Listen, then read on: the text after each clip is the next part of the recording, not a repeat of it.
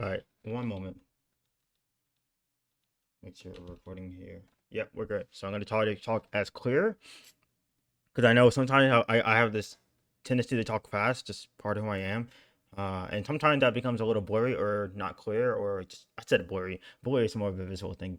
Uh, not it becomes a little hard to understand for people because I have always been told I need to enunciate myself. I have good things to say, but I need to slow down when I'm talking. So what we're going to do today is for the past week or so, as anybody who knows me or even looks at my channel, they should know I'm a very big fan of Monster Hunter. I have played every single one of the mainline games. I have not played.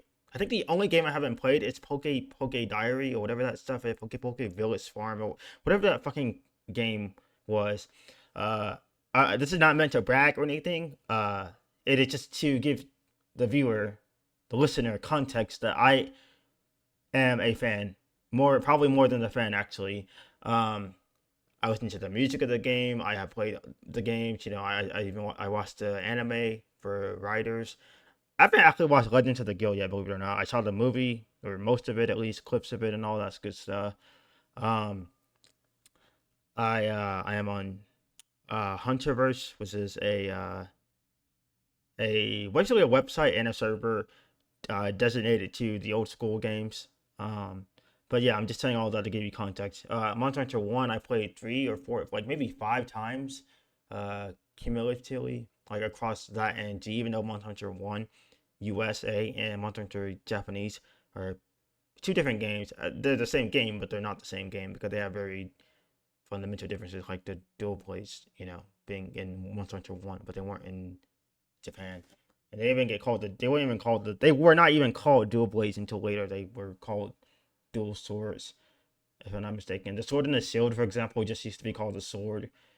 Uh, you couldn't even use items while it was drawn. Like that's like a staple that everybody should know. Um, they couldn't even use that until second generation, just to give you some knowledge of what I have. So I'm saying all of that so that you know that I know what I'm talking about to a good degree. I'm not a fucking nerdy guy. Who calculates all the numbers and stuff. I just have a little bit of trivia sometimes, just the basic trivia, enough that I'm satisfied.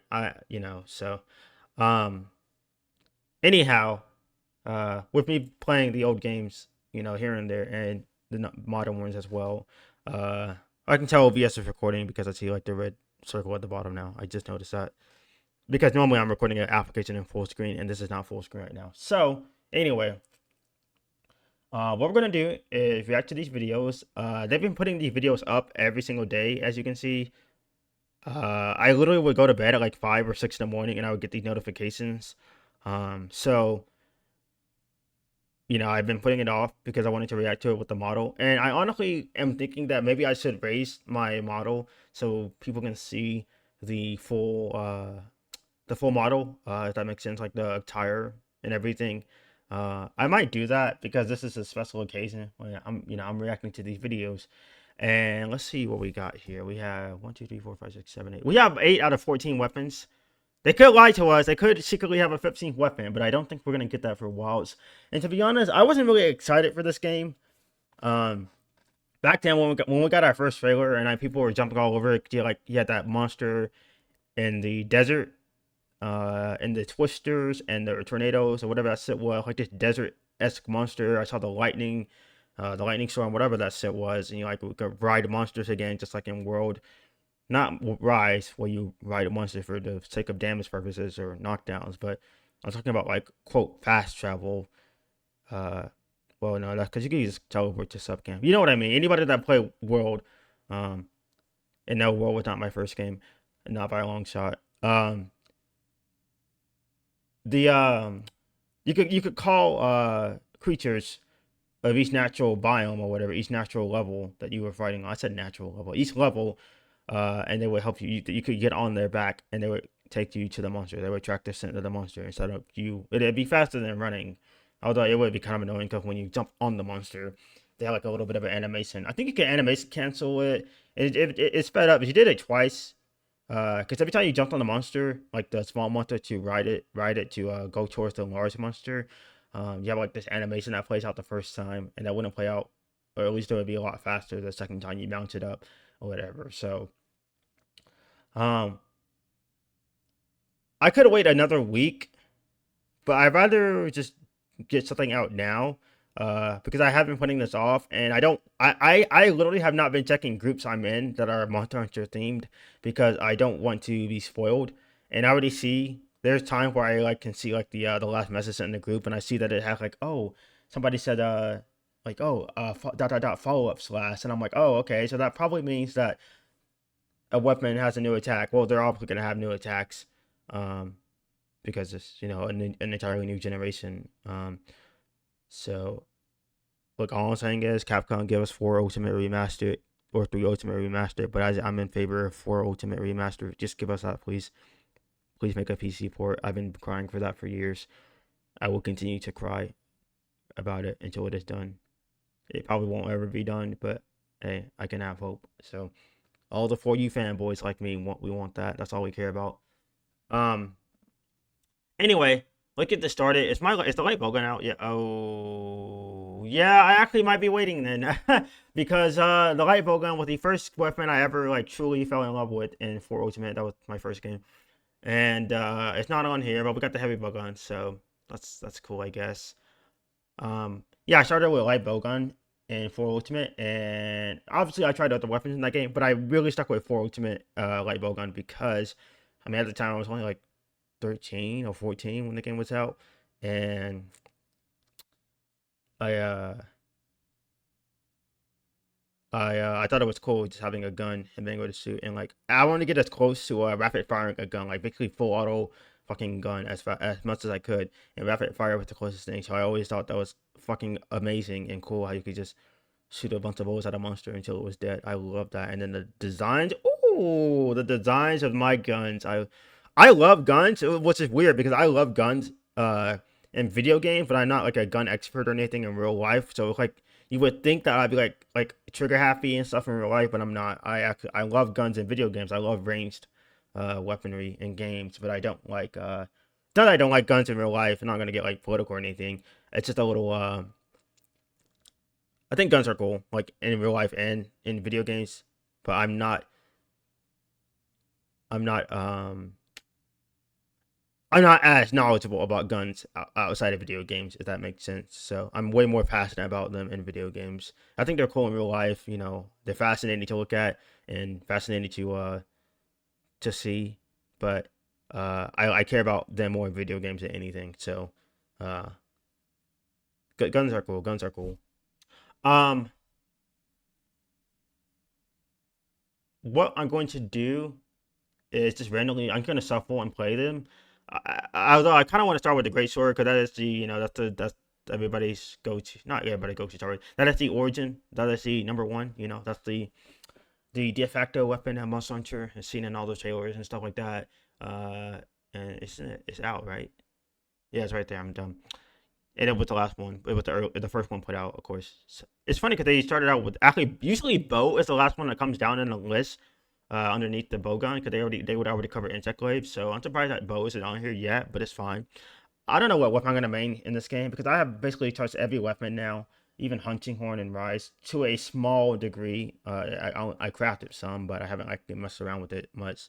Uh, but for the most part of the series, I have used my guns, light bow gun, eventually when I got older, like actually getting older in real life and stuff like that, and playing more games. When I started getting into world and stuff like that, just at some point I started picking up heavy bow gun just because I wanted that extra firepower, and I enjoyed that a lot. So, and I just learned to adapt from there with the rolling and everything like that. So, thankfully I have my Steam overlays turned off, so you won't have to see the pop-ups for when friends go online or something like that.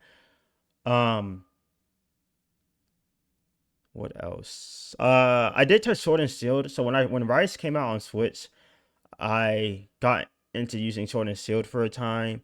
I use Longsword, obviously. It's overtuned as fuck.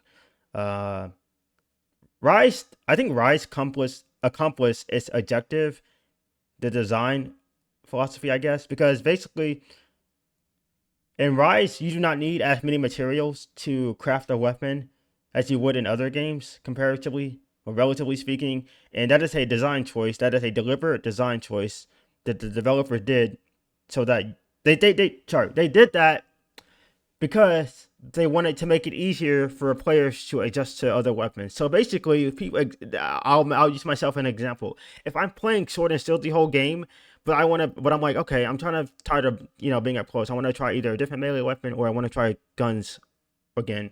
Um, they will make it so that the bowguns or whatever you're crafting doesn't cost that many materials. So that they want to basically strip down that barrier to learning another weapon, or at least getting another weapon in your hands quickly. Because you can get the weapon in your hand, but that doesn't mean you know how to use it. Although the bowguns aren't very hard to play. So even though I'm very passionate about my bowguns, they're not hard to play. It's more just come down to honestly, it's playing a different game. It's playing a different game if you ask me.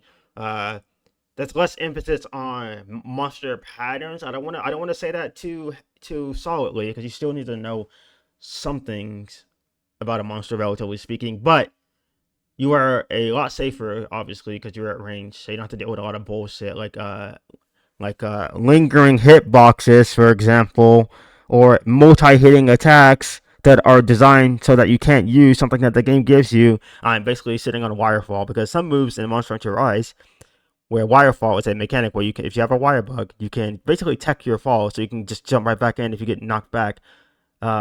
Some moves that monsters have, especially in Sunbreak or the higher tier monsters you go, whatever it may have you, um, they have multi attacks. So the idea is that you will get hit by the first attack, get sent flying. Oh wait, these weapon videos are very short. Oh shit, I'm screwed.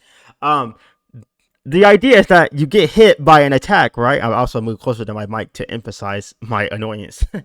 I still like Rise though, even though it's not my favorite game. I will never forget how happy I was when I saw that trailer drop. I will get to that in a second though.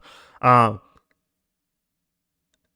you get hit by the first attack, and then you're like, oh, okay, I just want to get back in there. That's my one brain cell. I like that. I don't blame anybody that's thinking like that because I do the same thing too. So you get back in there, and guess what? You get hit by a second attack. So yeah, that's just how it goes. Maybe the monster hits you with a multi-hit attack, so you get hit by the first attack. You get sent back flying. You wirefall back towards the action. But while you're going back into the action, the monster already does its second attack, which doesn't really matter because you're still getting to it with the wirefall. But then it does a third attack or a fourth attack, and guess what? You're just screwed because you get there and you just went right back into an attack. And it happens in your cart. It happens. So anyway, let's get this started.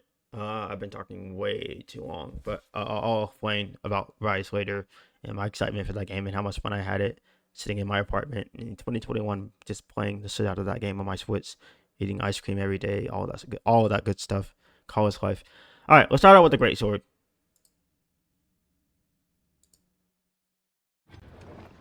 Nope. No, no, no, no. Oh, wait. No, no, no, no, no. Oh, we're going to be here a while. We're going to turn this. Oh my God, I can put this in on 2K, but my monitor doesn't even support. My TV doesn't even support 4K. All right. I'm going to raise the volume just a little bit here. Just a little bit. I was watching Dragon Ball Z a lot, so that's why you saw that, or Dragon Ball Super. All right.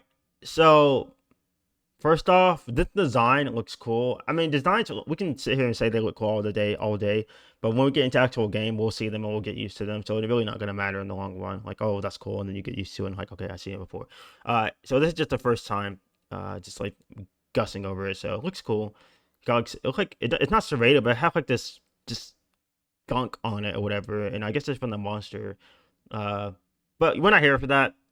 We're just here for the see the attack. So let's get this shit going. Okay, that was 2 charge slash, so that's great. I love having a move come back after 5 years. I love having the same move exist, and we're probably gonna see the same place. I'm sorry. I'm just sitting on Great Sword for a second because I hate how it is in Rise. More specifically Sunbreak. I don't like the TCS meta, the strong arm meta, because to me it is very powerful. Great Sword is stronger than it ever has been. That is objectively a fact. It is stronger than it has ever been, and I love Rage Slash. I don't care if it's not optimal on most monsters. I love it. I love that it. Well, actually, TCS is. I'm not gonna get all meta here because I'm kind of sick of seeing the Discord servers with all their spreadsheets and meta guides and Google Sheets, all that stuff, and their damage calculations, and oh my god, dude! I'm telling you, this community was different back then. I'm not gonna grumble like a veteran. I'm not gonna like start living my boomer days or whatever. I'll continue, but but we have two charge slash back, which is a staple. It's basically become a great sword staple move since it got added in the world, and it is what you should be shooting for as a great sword player because it is your best move. Uh, and it leads me to believe that we're also going to see tackle in a few seconds. So, like the presentation, a weighty weapon with slower movement and attacks, but each blow packs a powerful punch. Okay.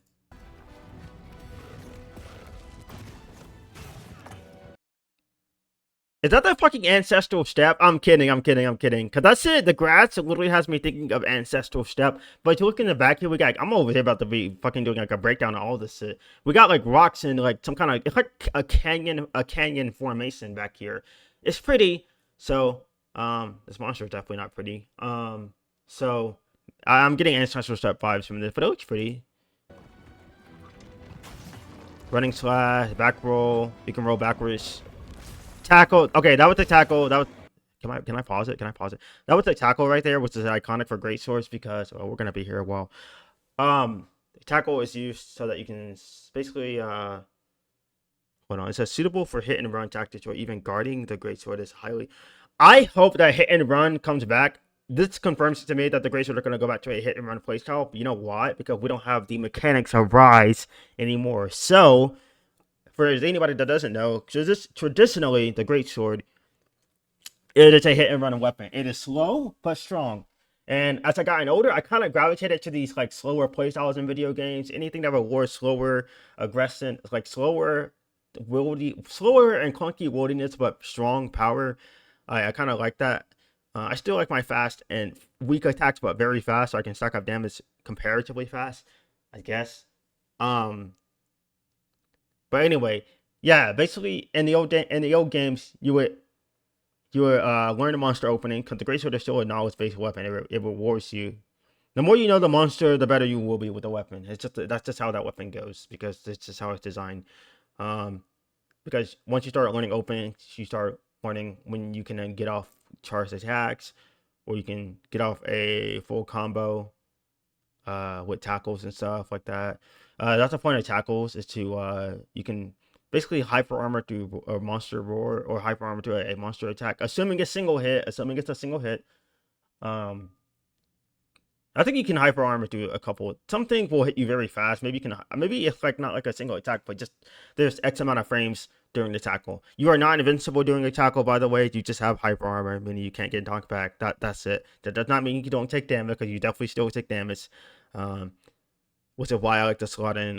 Most players will actually slot in stun resistance, so they never can stun resistance level 3 and rise, even in WoW to some degree, so that you can never get stunned. Because tackling into an attack will build stun. So just anyway, you would ideally be running around a monster to find an opening and then hit with a charged attack and then sheath your weapon. I said sheath your weapon. I cannot say that word correctly. And then you would run around and find another opportune moment to strike, and that was basically the great sword playstyle. That is how it's always been.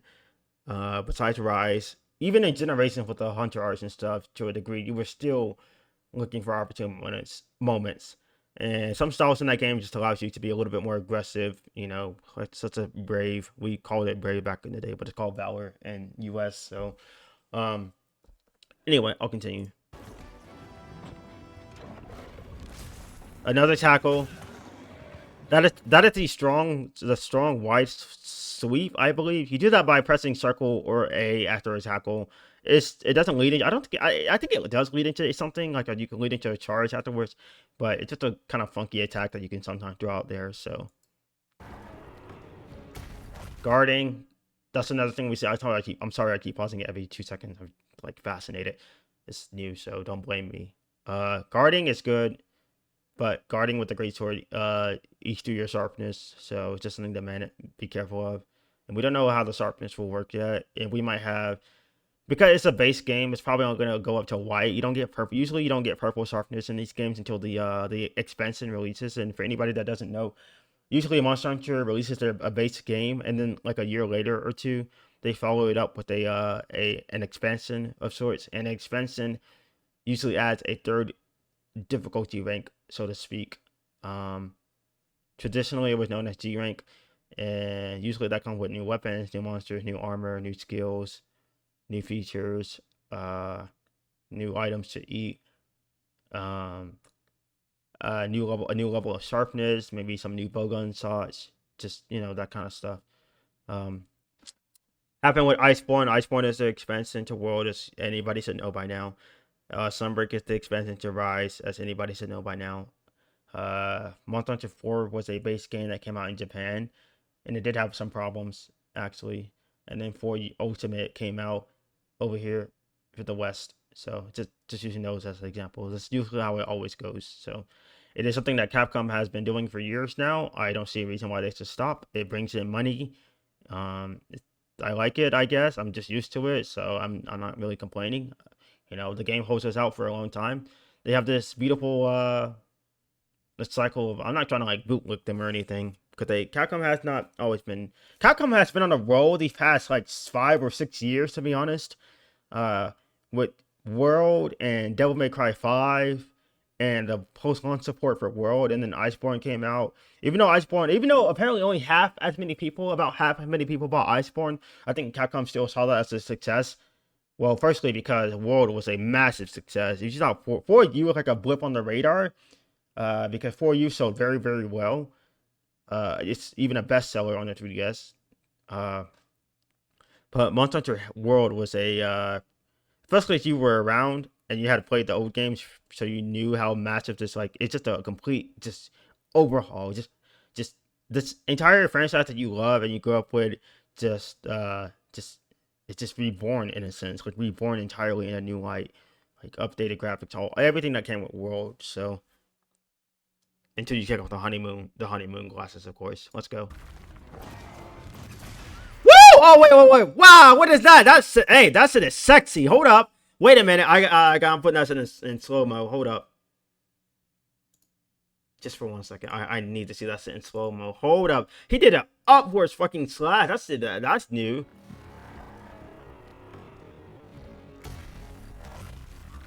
I'm also gonna mute, so I don't have to hear that shit. Oh my god, dude. He just. Well, I don't know who this character is, so I just assume. But, dude.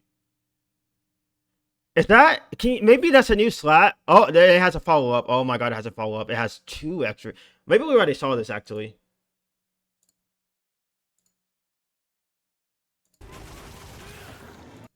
I'm going back. I gotta watch that shit again. My god, it's beautiful. And then you follow in with the double slice. Use focus mode to target a monster's wounds and weak points.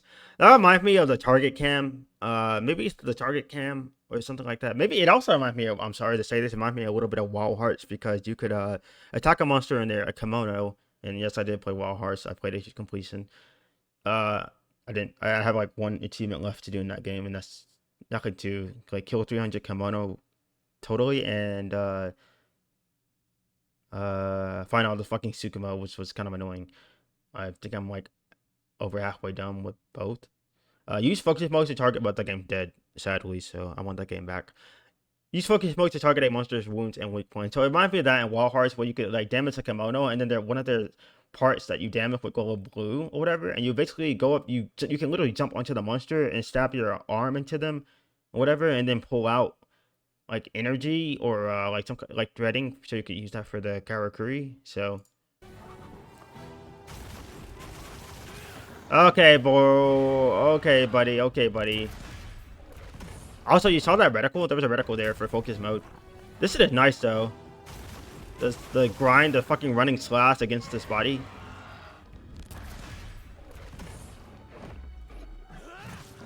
Why did it get so cinematic there? You're going for the ass shots. Okay. Yeah, that was the TCS again, so. I need to watch this again. I need to watch that upward slash. Hold on.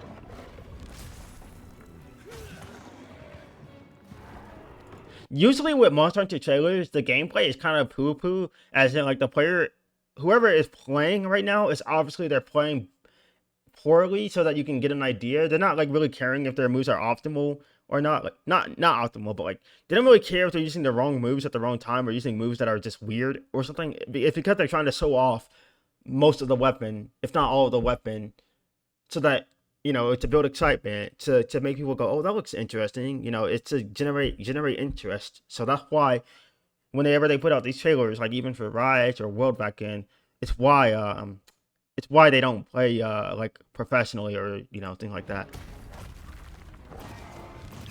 And they don't need to be perfect either. I like that they're playing poorly because no one's perfect. So yeah, you have speedrunners and stuff and TDS, Team Darkside and stuff like that. But it really feels like relatable and connected for the casual players. My guess is that like blocking, we saw this before too, by the way, like the blocking the monster attack with the blade, like right here with the mouth or whatever that is. We saw this before. I don't know quite what this is. Maybe it's a counter. Oh my god, I'm sick of counters. Rise has got me sick of counters, even though the counters are strong. We don't know what this is really. I guess it's like a blocking, maybe a quick time event or something. I joked that it was a quick time event. I might play Great Sword, I'm not gonna lie, because I have been falling in love with Great Sword ever since I played it in Monster Hunter 1 because of how simple it was. So, alright, let's go to the next heavy bowgun. This will be a lot more simpler. That still looks like the original, like almost like a wall design. We got the variable scope or scope. Got the bowstring right here, typical stuff. We got the shield. We got the shield. Okay. Oh my god, that wyvern heart. Sorry, I had to moan there because I was happy. It's the same. Well, okay, this is gonna be my training dummy apparently. Great Jagger. Just kidding. Bring back Jaggy. Make it DLC. A long-range weapon that fires ammo from a distance. Wait. Why is the bowgun rapid firing? Why is the heavy bowgun rapid firing? Ignition? Wait. It just hit me. It took 1 second to register my brain. Why is the heavy bowgun rapid firing? Did you see that? Now, for anybody that doesn't know, in Monster Hunter Generations, if you played aerial bowgun, the aerial bowgun, it did get a rapid fire when you jump up in the air. That was the thing. It did get rapid fire when you jumped up in the air. When you bolted and you used a shot that was siege or crouching fire, you did fire rapidly. You did a rapid fire in the air. So, for anybody that doesn't know, traditionally speaking, for the most part, there were some exceptions, like in Freedom Unite or Freedom 2, whatever. Actually, all those games, anything before 3rd generation. So, light bowgun is always known for mobility. It's weaker than heavy bowguns, kind of like in terms of power. On paper, how do I say that correctly? Basically, the rapid fire bowgun, it trades power. It doesn't mean it's weak. It trades power in exchange for mobility and like easy to use. Well, I mean, they both can be easy to use if you're good at them. It creates power for mobility and being able to rapid fire. And even though rapid fire basically, it fires you fire multiple bullets for the price of one. Sometimes that's 2 bullets or 3 bullets, 4 bullets, or 5 bullets, or whatever. You could even get an extra bullet or at least make rapid fire stronger. It all depends on the skills you were using. So there were skills to influence that. Like in Rise, you have rapid fire up, which increases your damage while rapid firing. So normally, if I get this map, I don't know if I was to go into the map or whatever, but basically, whenever you rapid fire like 3 bullets, like let's say you have normal level 2 on rapid. It's just using this as an example. Let's say you have normal level 2 on rapid, and you have you fire 5 shots rapid. You have rapid 5 shots. You have 99 normal level 2 bullets. So basically, let's say we have 99 normal 2 bullets. And we fire 1. Okay, we're going to go down to 98 bullets. And the reason why we go down to 98 bullets is because when we rapid fire, normal level 2, we fire 5 bullets for the price of 1 because it's designated as rapid fire. And a lot of ammo can be designated as rapid fire. You can have rapid fire, water, thunder, ice, or freeze. It used to be called, I think we called ice a while ago, was it not? Whatever. Dragon is also an element, which is Dragon is a very interesting element. Dragon is, it makes me feel some kind of way. Not in a bad way per se, but Dragon deserves its own topic of its own because that stuff is just, it's interesting. Let's say that. I feel like Capcom doesn't quite know what they're doing with Dragon Element, so um, it's just kind of badass to have an element just be called Dragon. Like that just sounds badass. Anyway, the Bowgun, the heavy Bowgun, has slower. It's more clunky, more slower to wield, but it has more power in a sense. It has access to devastating ammos like Wyvern Heart was basically a Gatling gun. That's my dream right there. It was the dream to just have a fucking rapid firing like full auto gun. And people were making builds back then when Devil Joe was at its base world. People were getting, I think it was his heavy bow gun. People were like getting that because it had super high raw attack, and people were just trying to overcome all that negative affinity by using boosters and skills and all of that good shit to make basically a rapid fire build. Not a rapid fire build, a Wyvern Heart build. Wyvern Heart is a special ammo that was introduced in World, and you basically it's a bar that refills over time. Um, you load it up into your gun. You'll see.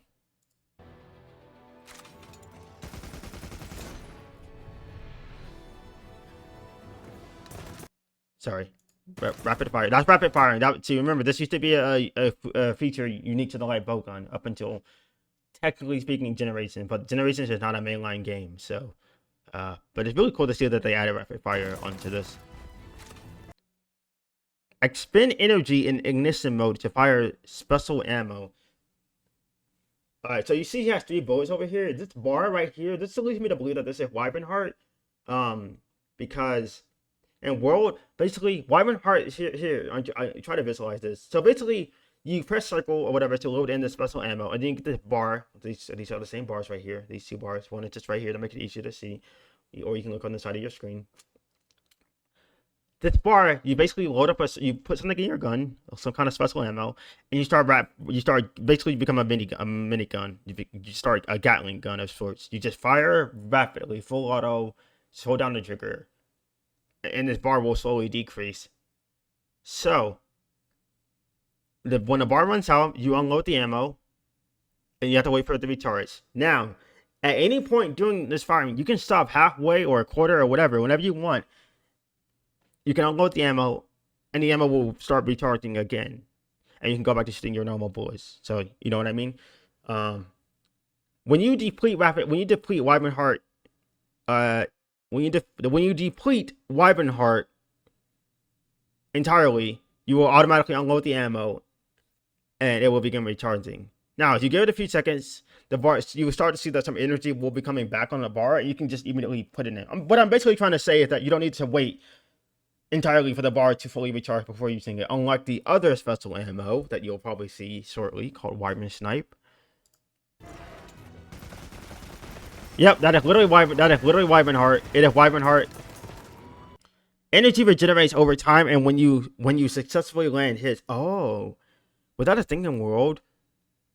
Has that always been a thing? I knew obviously the regenerating over time has been, but when you land hits, I thought you couldn't like influence that outside of a skill called Focus. Interesting.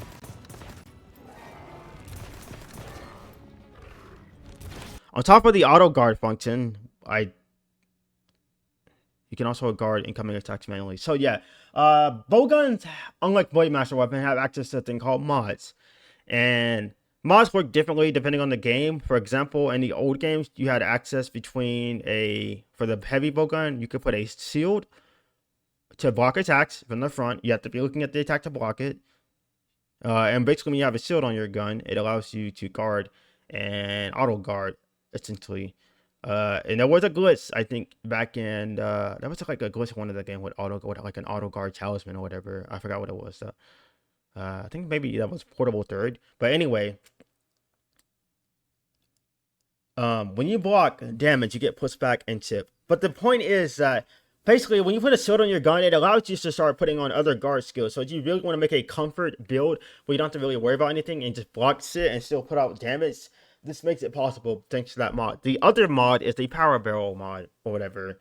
And that just basically increases your attack. You give up being able to you can't have both as far as I know. Usually you cannot have both traditionally, except in World, because the mods in World function differently because you had mod slots in World that you could have multiple shields on your gun, and you can have multiple shield mods, and it wouldn't give you multiple shields. It would just increase the effectiveness of the one shield you already had on your gun. So if you stack 2 shield mods on your gun, you won't have 2 shields. You'll just have one shield that is more effective because you have multiple of them, and you can have up to 5 mods on the heavy bowguns in world, and light bowgun got 4 mods max. So it's just something to differentiate it. But anyway, yeah, guarding is okay. If you want to guard on if you want a shield on your gun, you can guard. It only applies to heavy bowgun though. It does not apply to light bowgun, as far as we know.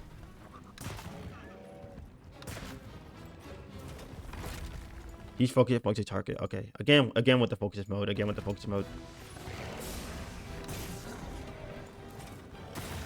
Okay, that's devastating. He basically charged up a shot, and that's kind of gross if we're going back to charging shots, which was a mechanic introduced in Rise, which you hold down the trigger and you could charge a bowgun shot, and it would do more damage. But guess what? Why would I ever want to sit there and stand in place and charge, even if I can get focus and charge it much faster, or use the Silk Vine skill? Why would I want to sit there and stop pressing R2 to fire? It doesn't make sense to me. I don't want to stop. I don't want to. It just breaks the flow. I don't want to pause. I want to keep going. I don't think Capcom realized how funky it was. Or actually, okay, maybe it would not charging. Maybe it's not charging because he clearly loads. I'm assuming his gender again. Sorry, he's clearly loading a special bullet into his bowgun. Look. I like that. I like how lively it looks, like the graphics and everything, because now the bowgun looks more like animated. You can see like the you can see this thing. Yeah, you can see that thing right there. Like click down and start like lighting up. So what the fuck? What in the fuck? Wait, that's a trailer thing. I remember seeing that. What the? Look at the gun. Look what happened to the gun. Where's my mouse? Okay. Yeah. Perfect. Like, I don't even know what this is. Like, the bowgun transforms. It did something where maybe like transforming to shoot out like a special kind of shot. I don't know, man. That looks crazy. Looks cool. It's a big boy. It's a big boy shot though. That's a what the? Oh my god, dude. Hold up, making me horny. Hold up.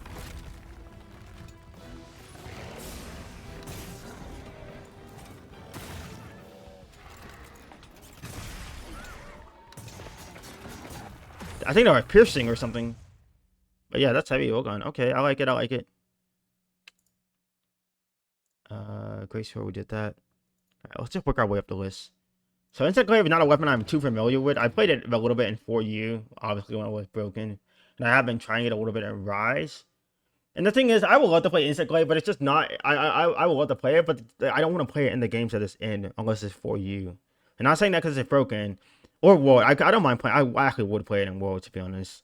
And Rise Insect Glaive is fine. It's just, it's just so reliant on Silk Vine. I'd rather just have the weapon itself, not to worry about any gimmicks, and just, go from there. Although I do like some of the moves it has in Rise, like it has the diving wyvern, but that was a thing introduced in World. So maybe we'll see it here. But anybody running, basically, it is a bug stick, as the meme is. The memes go. You take this weapon, you back monsters with it. I said back. You attack monster with it. You send out your little insect, which is like an insect kind of creature that is on your arm. That kind of stays on your arm. Is around you at most of the time. You send out this insect to gather extracts. Different parts of a monster will give different extracts. Usually, there's a total of 3. Red, white, and orange. Red boosts your attack. White boosts your mobility and stuff. And orange boosts your defense. And when you combine all 3, you get a thing called triple up. And triple up, it gives you, it buffs you. You get your attack, mobility, and your defense increase, and your resistance to knockback. It also gives you access to more combos. It changes up your combos, kind of like Dual Blaze Demon Mode changes up your combos. And ideally, you want to have red extract at all times, and white. White will be good. Red and white is a good pairing. I'd rather have red and white than white and orange, but you just want red at all times so you can get that combo. Ideally, red and white, or triple up if not. And yeah, it's a cool mechanic. I like it.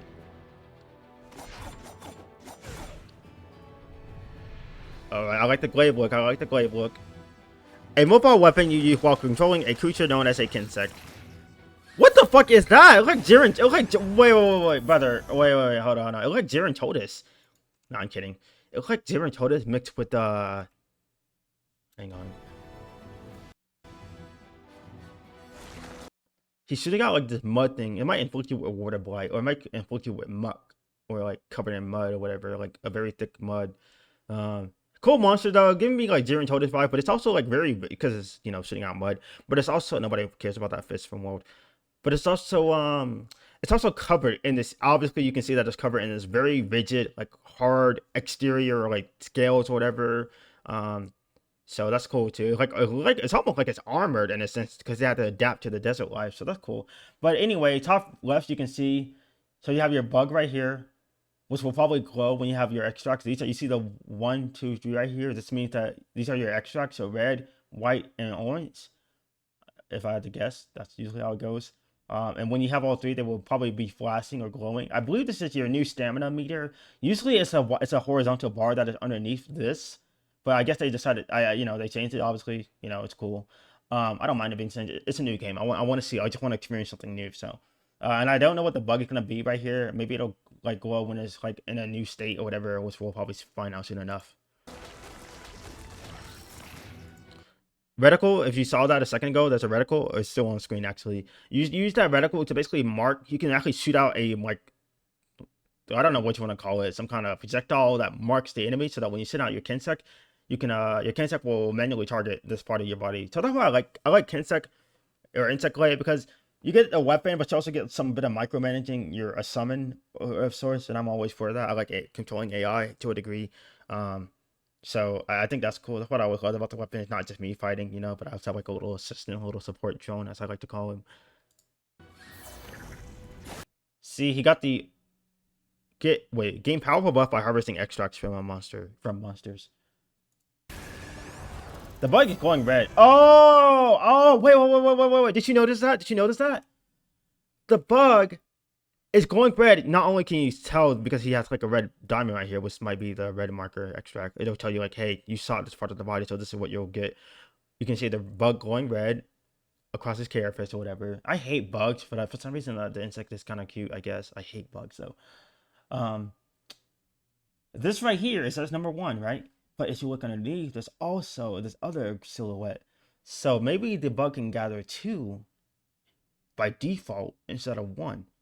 So normally, for example, I'm going to use Rise. You can have different Kinsects, and the Kinsects have different abilities. One might have a charge ability, where as you send it out, it does multi attacks.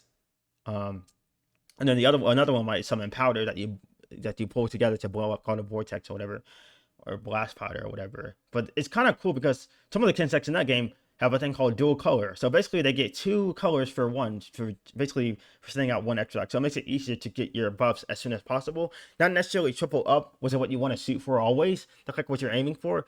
But having red and white basically all the time without having to think too much about it, because your bug will just grab it for you anyway. It takes a little bit of micromanaging out of the picture. It takes a little bit of annoyance out of the picture. So that would be ideal. That'd be really cool. But maybe now they just made it a base feature, because they have done that before, where they have new additions to certain games and they make it a base feature in the other game, like just there by default. So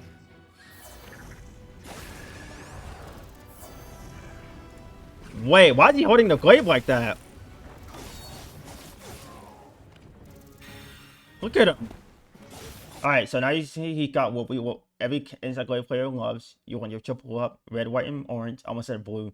But this is what you're always going to be shooting for as Kinsect player. If you don't, I'm not trying to metagame or anything, but this is literally how you play the weapon. You just get your extracts. You need to get your extracts so that you can do damage. Because if you try to use the Insect Glaive without your extract, you'll see what I mean.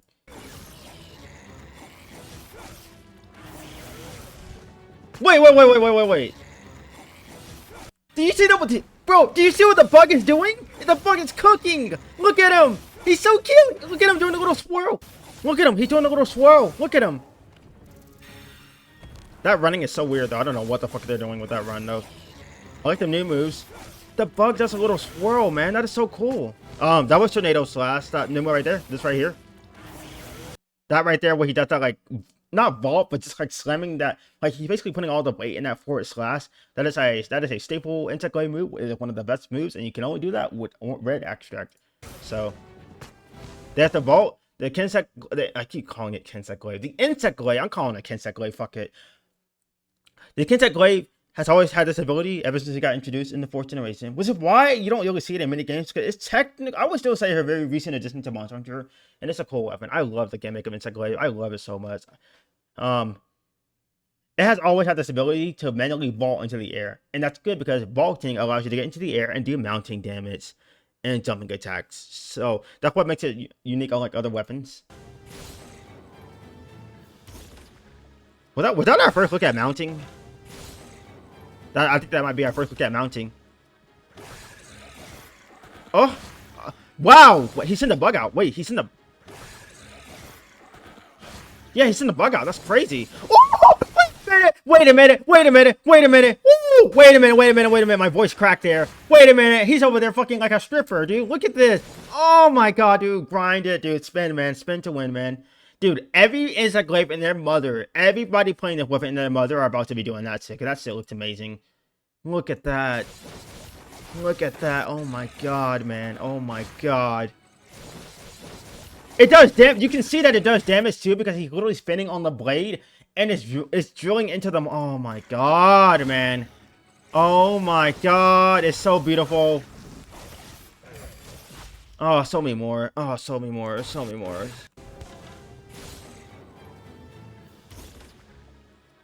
The music, hey, the music too. I like that somber music. It sounds a little somber for a second here.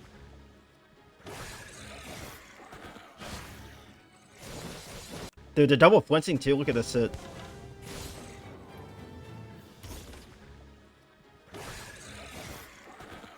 Ah, the three hit. I gotta watch it one more. I gotta watch it one more time. I gotta watch it one more time. I don't care. 1, 2, another flinch. Oh, dude, the spin! I didn't even notice the fucking spin afterwards. Oh my god, he spins into another slam. He spins into another slam. Dude, oh my god, man. I'm like 14 years old again, dude. Getting my first Monster Hunter game, dude. Oh my god, man. I was actually 13 or 14. No, I think. No, when did I get 4 Ultimate? It came out in 2015 for the US. Fuck, I can't remember. Dude, he spins! He spins into another spin! He grinds like a drill. It's like, what is it? Wait. What is that thing called? What is that thing called when, not the gymnast, but like, it's called trapezoid or whatever. But basically, people who are super athletic, they do like that, they like jump on not jump, but they like spin or like, they try to like basically like it's like aerial acrobatics, aerial parkour, where they jump from one thing to another thing and they like do like flips and they're like spinning while moving through the air and stuff and just all these it's just so beautiful to witness too if you ever seen it. Oh my god, that's what it reminds me of when they're like when he's spinning on the monster right here. It reminds me of trapezoid or trapezoid, whatever it's called. I think it's called trapeze.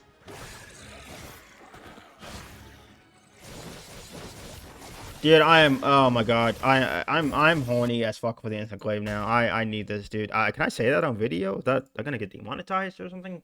Dude, tell me more. Now we're about to get really explosive. This is it right here. Instant glaive, I love you. You're good. You're on my back seat for sure. Okay, so we got the Gunlance here. All right, so really fast Gunlance. We're getting through this. It's a long video, but I like this. I like this. I've been waiting for this all week. I'm putting this off playing Diablo and stuff. Gunlance has I'm gonna be honest, not gonna be pretty what I'm about to say, but Gunlance, Capcom has always had a problem balancing Gunlance, just like Respawn has a problem balancing the Devotion in Apex Legends. They can never get this thing right because they are too scared. It's just like in Apex, not the same developer, obviously. But I'm just using that as an example because in Apex, the Devotion gets buffed and then it gets nerfed, and then they get buffed and then it gets nerfed, and then it gets in the care packets, which means it gets buffed, and they keep it in there because they know that a care packet weapon can be good. It has the right to be strong because it's a rare drop, so that's what keeps it balanced. It's rare, not everybody has it, so and then they put it on the ground and it gets nerfed, and then they put it back in the care package, and they're like, okay, well, people aren't using it, so let's put it in the care package, and then it gets buffed, and then it becomes a. And I have my moment where I popped off with that gun, so even though I hate that gun when it's on the ground, at least. Same thing applies for Gunlance. Capcom cannot figure out how to balance this weapon.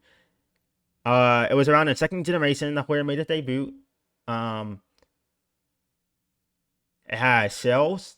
Basically, it's like a lance, but more explosive. So if you don't like the lance, you just want a little bit more splashiness, go with Gunlance. I'm terrified of one thing I'm about to see. Please don't show me this, guys. Please don't show me this. Capcom, if you have any hope of me playing this weapon in this game, I'll play it if you have it in there, but just please know that don't cuck us. Do not cuck us like that. We're 1 year. We're like probably less than. We're like 1 year or less than 1 year out. It's coming out next year. I'm gonna guess it's gonna come out either early. It's gonna come out in the spring or it's gonna come out in August of next year. It's gonna be one or the other. And you bet your ass, my PC, my cute little 57 XT is going to be running that shit. I don't care if it's on low graphics. I want a new Monster Hunter game. I want a new Monster Hunter game. Sunbreak is over, okay? And Sunbreak was not my Rise entirely. I had a lot of fun with that game, probably more fun than I ever had with a lot of games. But it is not my favorite game because for many reasons. But Capcom and the Gunlance. The Gunlance has access to cells, usually normal, long, and wide. Normal is good for a thing called full burst. Full burst is when you do a couple of moves and then it's like a combo basically. But anyway, there's a lot of different ways to get to it. Basically, you end up slamming your lance down and then you press circle or whatever button you're playing on, or B or whatever that you're playing on Xbox controller, and you unload all your cells that you have loaded. So obviously you want to do it when you have a full clip of cells. And the important thing about this, you're probably gonna see it in the trailer, is that it does good damage. And ideally, if you're going to be using a full burst playstyle, you want to have all your cells loaded, and you want to be doing that. You want to have normal cells because normal gives you access to the most cells out of the other two types of selling. So that is ideal for Gunlance players who like their full burst, which you're probably going to see soon. Long is nice. Long is modest and it's very strong. It's good. Long cells have more range on them, hence the name, so that you don't have to basically be up against a monster for your cell to necessarily hit, to count as being hit.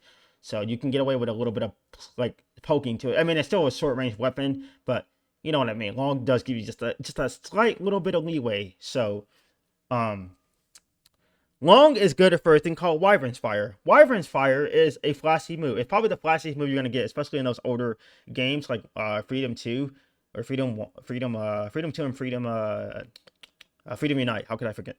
And Portable 3 and anything beyond that. So back in those games where you didn't really have the crazy anime-esque moves and stuff like that, weapons were pretty modest. I guess you could say that. I mean, they were definitely broken weapons, but things like what we have today just did not exist back then. So Wyvern Fire, like it looked really cool, especially I like it in the older games too because it's like just a big burst of damage. So it just something flashy in an otherwise bland or like looking game, even though I've sunk like hundreds of hours to it. Yeah, I think that's an honest opinion there. So I like having something flashy, whatever. Wyvern's Fire basically is you charge up, you stay in place, and you charge up a massive shot, and then you shoot.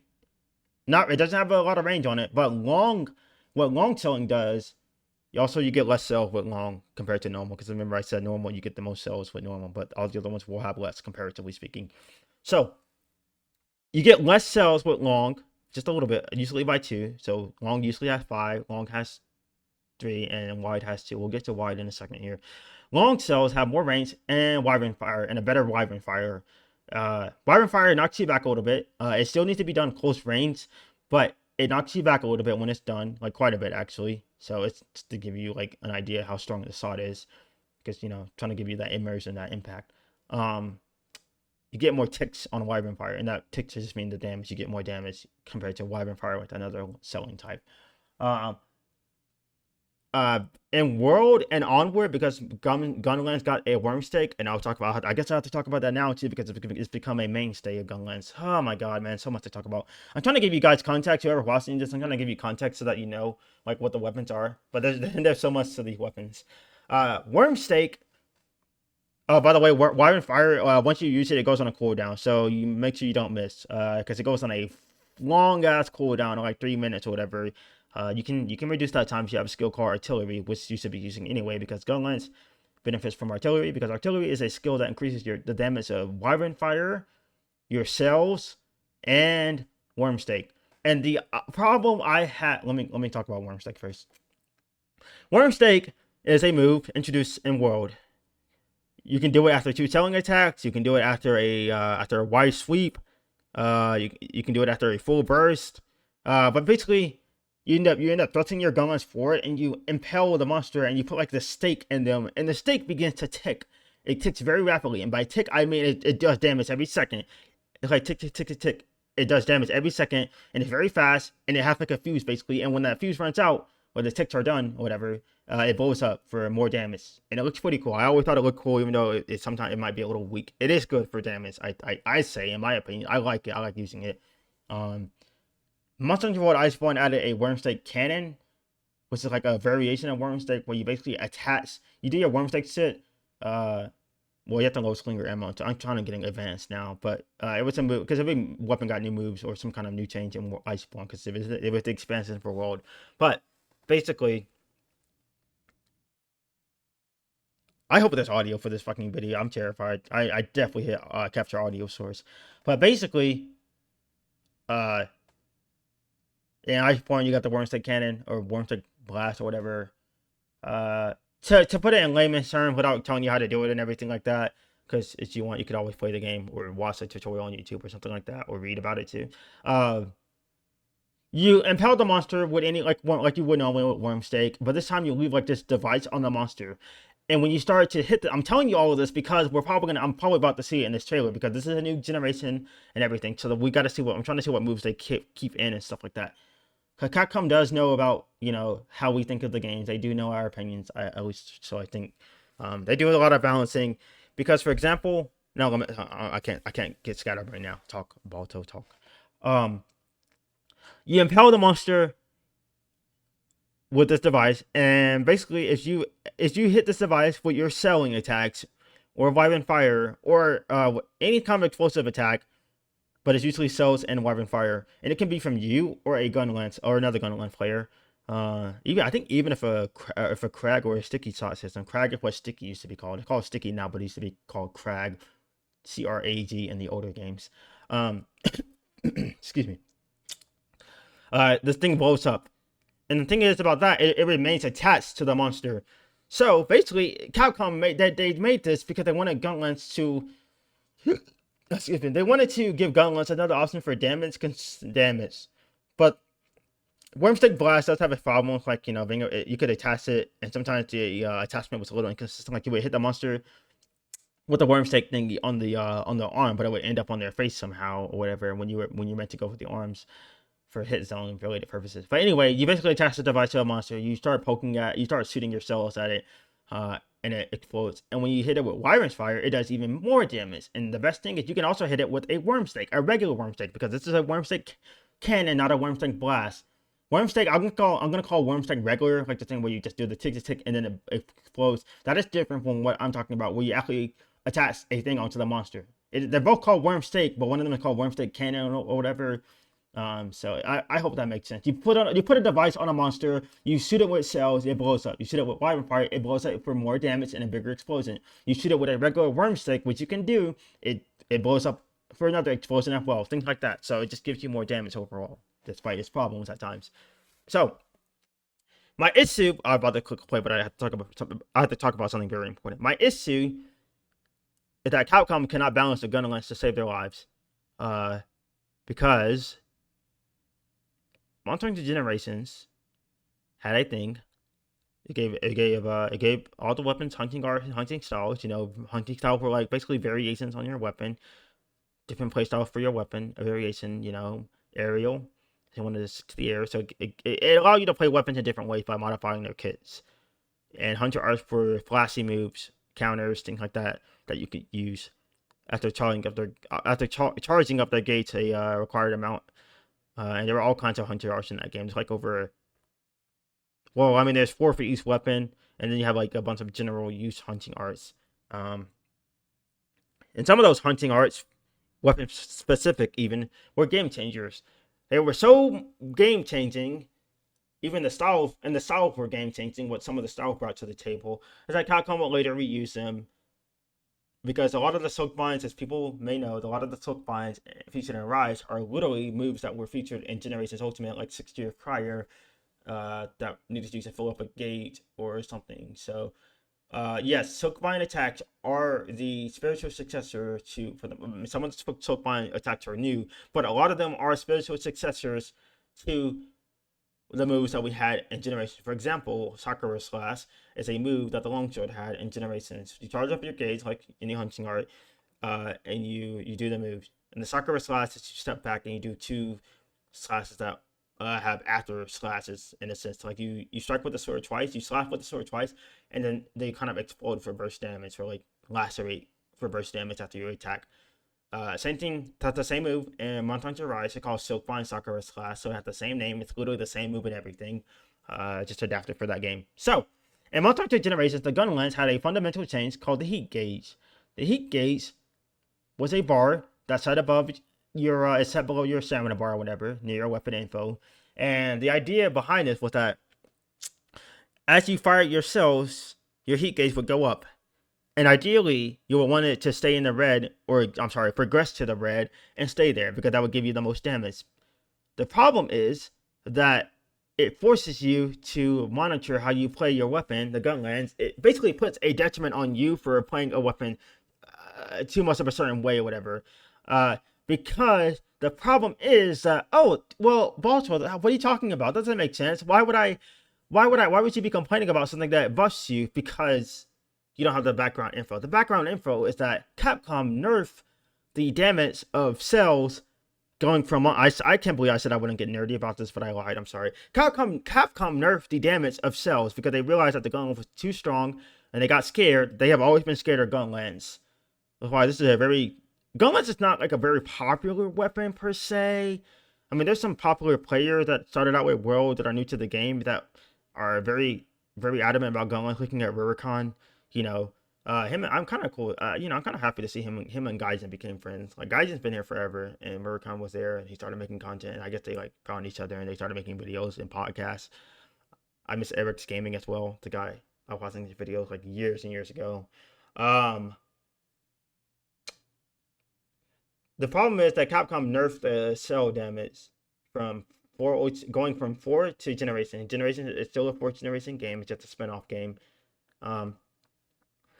They nerfed the cells, and then they put in the heat gauge to basically bring the cell's power back up to almost what it was. So that's my fucking problem for anybody wondering why I don't like the heat gauge. And if you go ask anybody knowledgeable on Monster Hunter, what the heat gauge, the general reception of the heat gauge was not, it was negative. People didn't like it. Thankfully, there was an art to help with that. But the point is that the gauge shouldn't have been there in the first place. There was an art that would max out your gauge called Dragon Breath, and it would keep it there for quite a while, like 3 minutes, or whatever, which is quite a lot of time. On top of it looking pretty cool when it started. So I think I always get this confused. I don't know if does it buff your. I think it buffed your selling attacks. I think it buffed your selling. It would make sense if it buffed your slashing attacks though, because thinking about it, the Gunlance is getting heated up. So you hit a monster with a hot piece of metal or whatever. Maybe it buffs your slashing attacks. I don't fucking know. But the idea is that, I don't know. Somebody has to correct me if it buffs your slashing or your selling attacks. Maybe. But the idea is that you would use the heat gauge, you would heat up the gauge, you would lock it in red place. You lock the gauge in place by using a Wyvern Fire. The Wyvern Fire will take your gauge down a little bit. So the idea was to push it to red as far as you could go, and then use Wyvern Fire. The problem is that as you push it too far into red, and you push it too far past red, you would go into a state called overheat, where you basically be stuck at the lowest damage modifier ever of like 5% or whatever. So you were stuck there for like 2 minutes or whatever, so that was just a detriment. So that's why people also didn't like the heat gauge. It was very punishing. It just felt very weird to be in the game. I think it's okay. On paper it sounds good, and I like the Gunlance getting a little bit more complexity, I guess. You know, but it just, the way it was just executed and everything, people just didn't like it. So let's see if that remains true. Let's see if it's in here.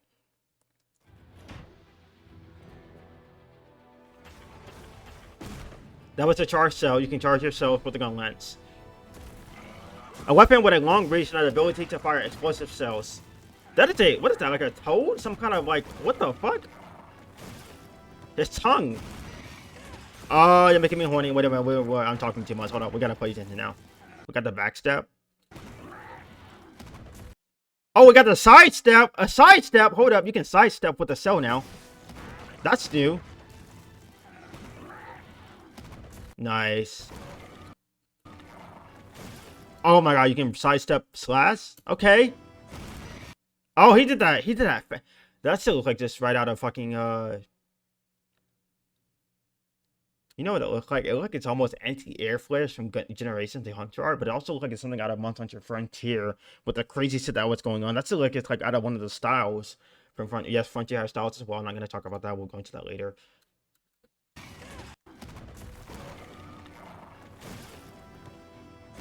It's a combo too, cause he does look at the side splash, and then you did the side full fire. Oh my god. Wait, guy, wait. It's too much going on here. Too much. That's a full burst. It's a full burst. That's how it looks in the air. So you can actually do the aerial version of full burst on the ground. It looks like, so that's cool. It's also beautiful because you like Phantom Gunlance over to the left with that beautiful like just fan fire, I guess. That, so in case you don't notice, that right there, that is the worm stake right there. Obviously, I can tell immediately because I can see I saw the ticks a second ago. And the sound effect of it being launched has basically been kept the same. So that's the worm stake. You can do all three of that now. Which, I mean, you could do that before, but this is, I mean, this looks cooler, I guess. So you see that drill, that tick or whatever. It also has a crazy badass like metallic sound effect. That drill right there, that's the worm stake ticking off. And when it ticks off enough, in a second, you'll see it's gonna explode for more damage. So look at this, like right there. That's what I mean. So side step, side slash into full burst, into worm stake. Also, that was super fast, so that's kind of good that they sped up the animation of the worm stake. So that's good. That's a full reload. When you fully reload, you reload your. Okay, so you can do two different reloads. You can do a full reload, which reloads your cells to the max, and your worm stake. So you can do it again, or you can do a sidestep reload, which only reloads total. Like you can do like a sidestep reload. Actually, no, that reloads everything fully. I think no. You reload your cells. And then you have a reload after you fire a cell. So you can fire a cell and then do a quick reload. And from a quick reload, you can go into a slam. And the slam is good because it gives you access to full burst. You got the shield, which is just like on par with the lance shield, if I'm not mistaken, because it is a lance, so to speak. Is that a counter guard? Is that a guard at the right time at the last second sit? That is a guard. That's definitely a counter guard. I can immediately tell. Oh my god, dude, they brought back counters to a degree. So right there, they're going into the slam, which is good. Because once they slam down, they'll be able to they'll have a lot of options from there. They can go into full burst if they're hopefully using a normal gun lens, which is they definitely look like they are from what I just saw with the full burst. They're probably going to go into another full burst here. Maybe they might do something new. They might go into the wide sweep, which is like something introduced with world as well. So we might see that here. Powerful cell-based attacks. Wait, are you charging? Are you charging and walking at the same time while guarding? You are! You bastard! Okay. The slam again. That's what I meant by the full burst. Also, I need to see that walking charging.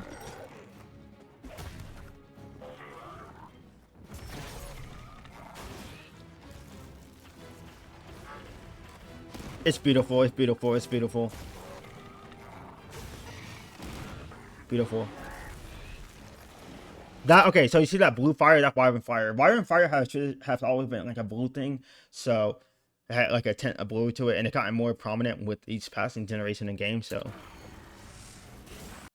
oh my god, you are charging that setup for a lot longer than average. That is more time than average to charge on Wyvern fire. So that set must be packing up on. That set is a guaranteed flinch, basically. That set looks badass. Look at the explosion though. That's what I mean by the massive explosion. Also, look how far you get sent back flying from it. So, also, can we like gust at the fucking sound effect of Wyvern fire? I'm gonna set up so you can hear the fucking the beautiful audio that's it charging up.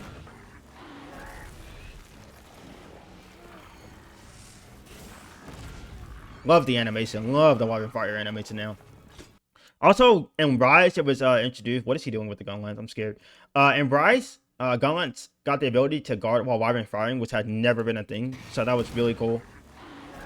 So I think this is the same case. I don't know. I think you can still be hit. You can see the shield being held up on the side here. So maybe, even if you can, I don't really care because I'm not going to be standing. I'm not going to be doing Wyvern fire. Even if I can guard with it, I'm not going to be just doing that in the open unless I have a knockdown or something. Or I can read get a good read on a monster. What? What? What? Why? Wait. You like walking and drilling? What am I watching today? What is going on?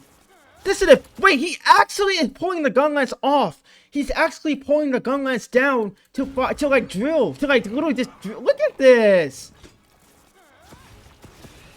Oh my god, it's beautiful. And then you finish off with a stab. Wait, yo, we gotta talk about this.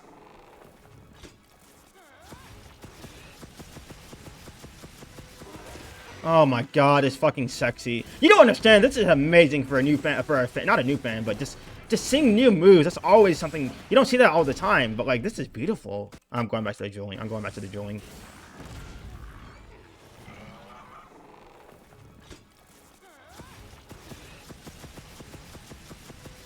Oh my god, man! I think he got a part break too. It's so good. Man, he did. Wait, he did a full reload. Wait, look how the worm stake. What did I say? I said you had to do a full reload to reload your worm stake. Look at this. Well, I didn't say that, but I said you reloaded your worm stake with a full reload. But like, this is crazy because now this confirms to me that you can do a full reload in the middle of all this. Look how the worm stake is actively going on the monster's face or head. I think he just did a reload there. He's gonna do the sweep, or he's gonna do the. That's a weird fucking full burst. I think I've seen that full burst before though. This is a little looking like frontier full bursting, and then goes into another worm stake. Like what the hell, man? That's crazy. That's crazy. Oh my goodness, man. This is too much. All right, we're halfway there. I know this video is like probably over an hour and a half. All right. So we got Hunting Horn. So, Hunting Horn, I like it. Kind of. I wish I could like it more, but let me take a sip of water really fast. I've been talking so much.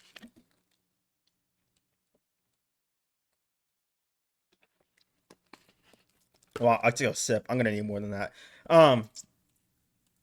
So Hunting Horn traditionally has been an underpowered weapon.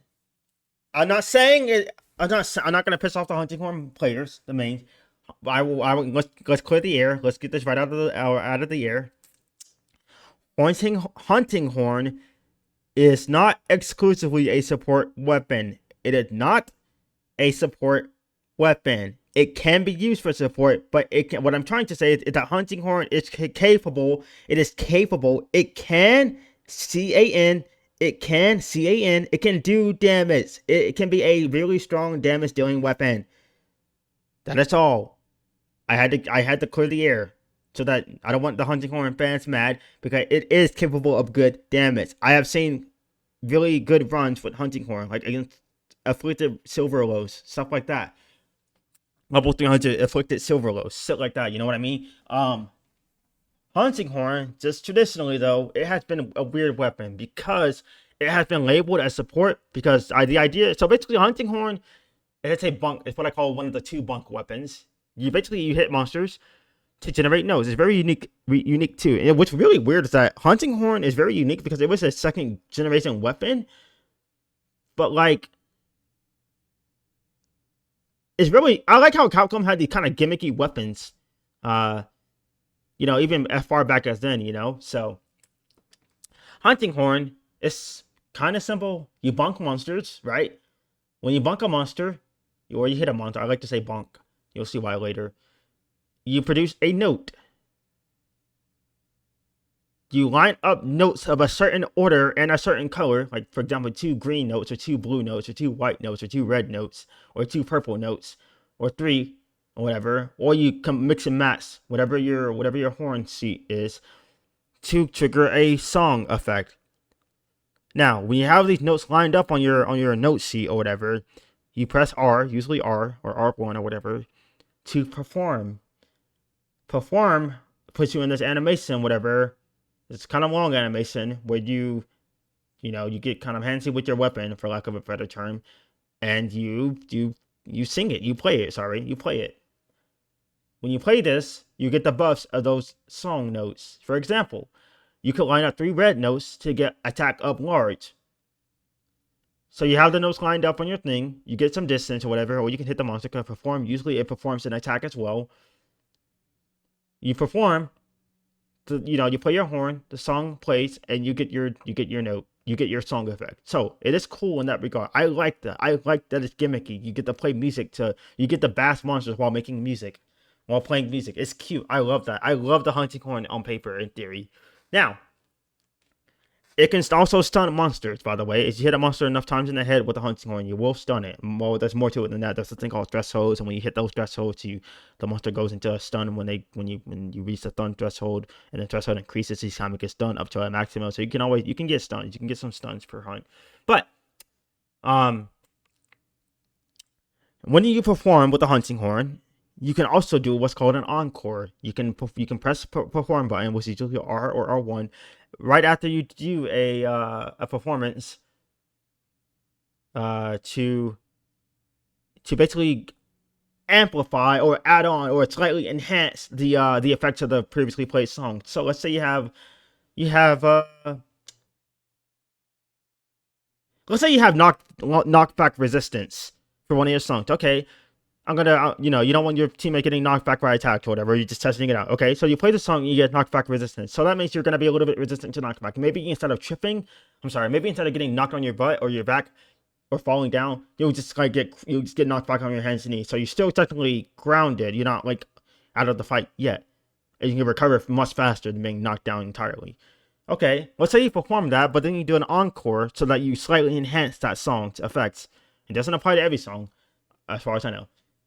So now, instead of getting knocked back resistant, you'll just get knocked back negated entirely. So that means you just won't get knocked back by sit. So you won't trip, you won't flinch, you just won't get knocked back by anything. That doesn't mean some big attacks won't hit you completely. I mean, some big attacks are going to be exceptional. You see like a monster charging like a fucking laser beam or whatever. Yeah, you're going to get hit by that. But I mean like just simple, like just minor sit, it just won't knock you back anymore. So that is the beauty of hunting horn. I might have to play that whenever I do a playthrough of Monster Hunter Dose again. I have some files on there, but Dose is kind of an annoying game sometimes. But I might actually play hunting horn just to give myself some kind of unique playstyle. With that being a second generation game and all. So that is the hunting horn, more or less. You bunk monsters over the head to stun them. You hit them with certain attacks to build notes, melodies. You play your melodies to get your performance, and guess what? They also buff your party. Honestly, I know hunting horn is a good damage. It's a good damage weapon. But I'm just gonna say this: anytime I see a hunting horn player come to my party, if I'm playing with randoms or whatever in whatever game, was not often, but anytime I ever saw a random hunting horn player in my party, it makes me feel safe. It makes me feel secure to know that somebody got my back. Somebody gonna be uplifting me that whole time, and that feeling of feeling safe and that sigh of relief. Just all that stuff, just knowing I'm gonna have so many bases covered, because you can do all kinds of shit with the song. You can heal a large amount of health. You can get health regen passively. You can get you can negate sharpness loss, which is massive. You can get earplugs, which prevent you from flinching when you hear a monster roar.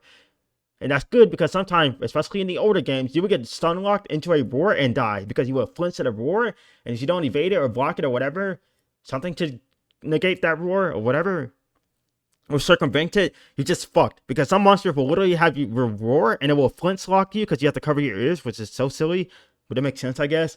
And you're stuck in that animation for so long, and then the monster, it just comes at you. I'm looking at you, fucking Tigrex. I'm looking at you, for example.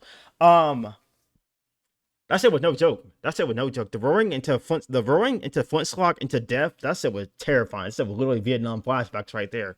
PTSD right there. For example, in third generation, I don't know if it was before that, but I remember it very prominent in third generation. So whenever Rathalos, for example, become angry, he gets enraged, he will always roar like most monsters. And guess what he will do? Guess what? The very first thing he will do after he roars. Just wait. I'll give you 1 second. He will fly up for a second. He'll fly back for a second, and while he's flying back, he will shoot a fireball at you. And God help you if you Whatever higher power you believe in, whatever you believe in the universe, doesn't ultimately matter. You are screwed if you are right next to his head when he roars, because that fireball, and we all know how ridiculous hitboxes can be, especially in those older games. Why do we play these games? It's because we're masochists. We love this shit. We find it fulfilling. I do, at least. You will get flint slot. So basically, he will roar when he's angry, like most monsters, right? He roars, you get flint slot, and then he backs away while you're still covering your ears, reeling from his roar, and he shoots a fireball as he's backing up to, just as a big fuck to you. That monster is literally an asshole in every sense of the word. So he will hit you with a fireball because you'll be standing there basically frozen, just waiting to die. And if you have half health, especially as a gunner player, especially if you're like G rank or something, you're not geared well or whatever, yeah, that's basically it. You're gonna cart. And that's just how it goes, man. I'm sorry, that's just how it goes. So let's talk about earplugs is a very valuable skill. I'm not saying in the older games it was, but now in the more modern games, it's less emphasis. You know why it's less emphasis in the modern games? It's because Capcom has given us so many tools and workarounds to deal with it. Don't want earplugs? My cat can save me. Don't want earplugs? I can put on the Rocksteady mantle. Don't want earplugs? I can evade through it. Don't want earplugs? I can put on the evasive mantle and evade through it even better and get a boost. Don't want earplugs? I can tackle through it with a great sword. Don't want earplugs? I can tackle through it with a heavy bowgun. Don't want the earplugs? I can guard it with a lance. I can guard it with a sword and shield. I can guard it with a great sword. I can guard it with a heavy bowgun. I can guard it with a Gunlance. You see what I mean? Just so many tools to deal with it. I can evade it with fucking iframes from so and so, whatever the case may be.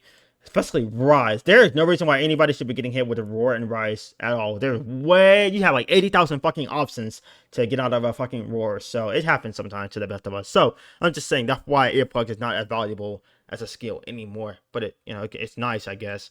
Divine Blessing, that's a beautiful skill. It has a chance of reducing the damage you take. So it's like passive damage reduction, kind of. Like sometimes when you get hit, it will just take like 30% or 50% even less damage than what you would have taken, which is very nice. Anyway, let's get on to this shit. And by the way, different hunting horns produce different music. So the different hunting horns will be designed, and some of them will sound like fucking like acoustic guitars. I'm not a music buff by any means, but I'm just trying to tell you that some of these will sound like guitars, or they'll play like these very fucking badass riffs or something. So just you know what I mean. A blunt weapon that can perform melodies that give you buffs. Yep. That monster looks cool. This is the same monster we saw. Never mind. Wait. And I don't even... Look, I'm not even a hunting horn expert. I don't even know, like... I know the moves, kind of, but I haven't played enough of it to, like, immediately recognize some of these shit. So... My bad. That's the overhead slam.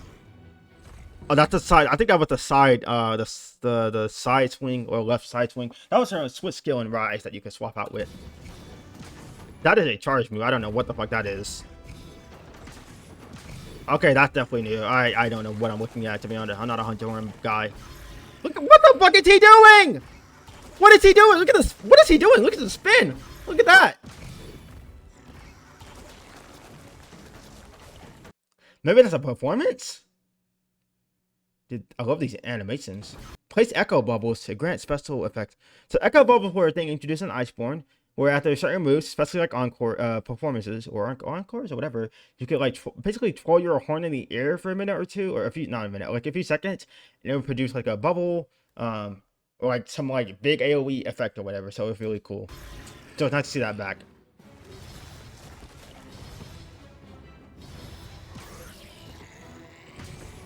Yep. That's another performance right there. That kick up right there, that's performance. Right here, that right there, that little kick up where he hits with that's a performance. Or echo. Encore. Oh, I see damage numbers. Why do I see damage numbers now? Huh. What if they got comments on their videos for people asking for damage numbers for some odd reason, even though this is literally base gear? Obviously, this is literally base like stock gear that you start out with, so what the fuck?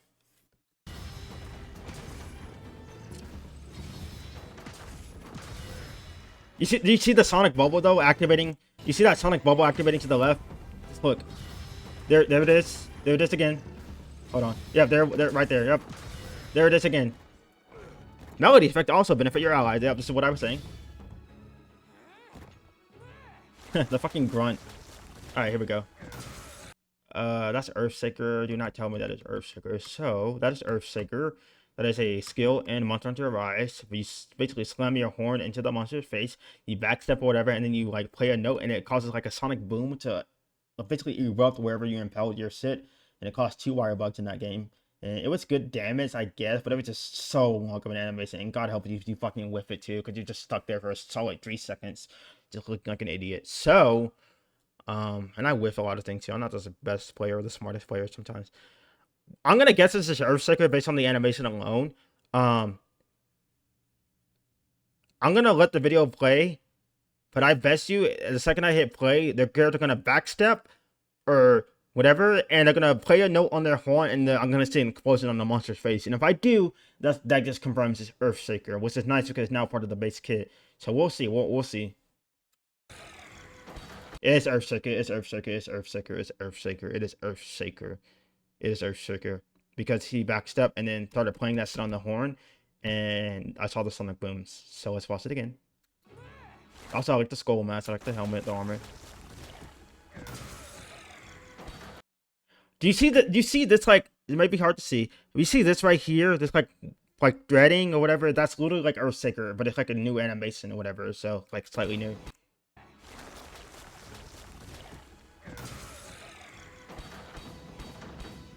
I like that. I like that. Do.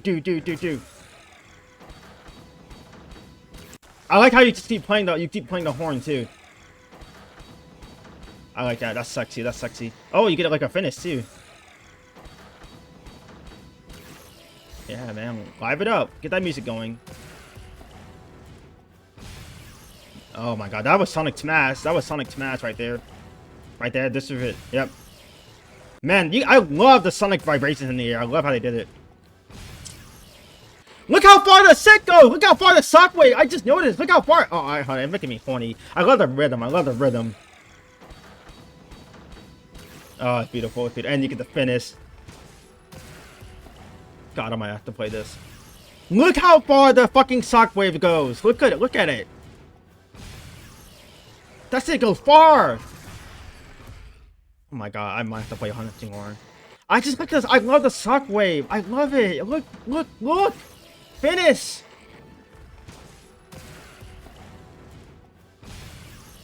My ears are ringing. Oh, it looks so good. All right, I don't know, man. Great Sword and Hunting Horn are like, they're up there with me. Oh my goodness. All right, here we go. We got everybody's favorite weapon, the Weeb weapon. I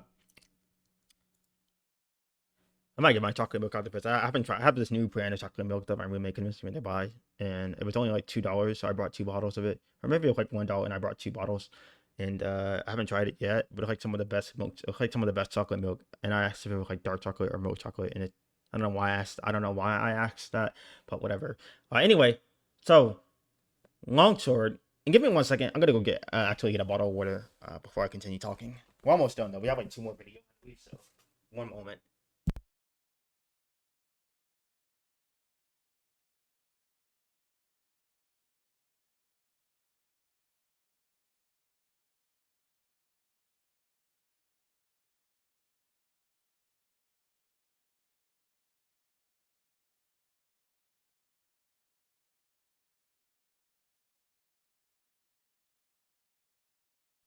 All right, I'm back. One second.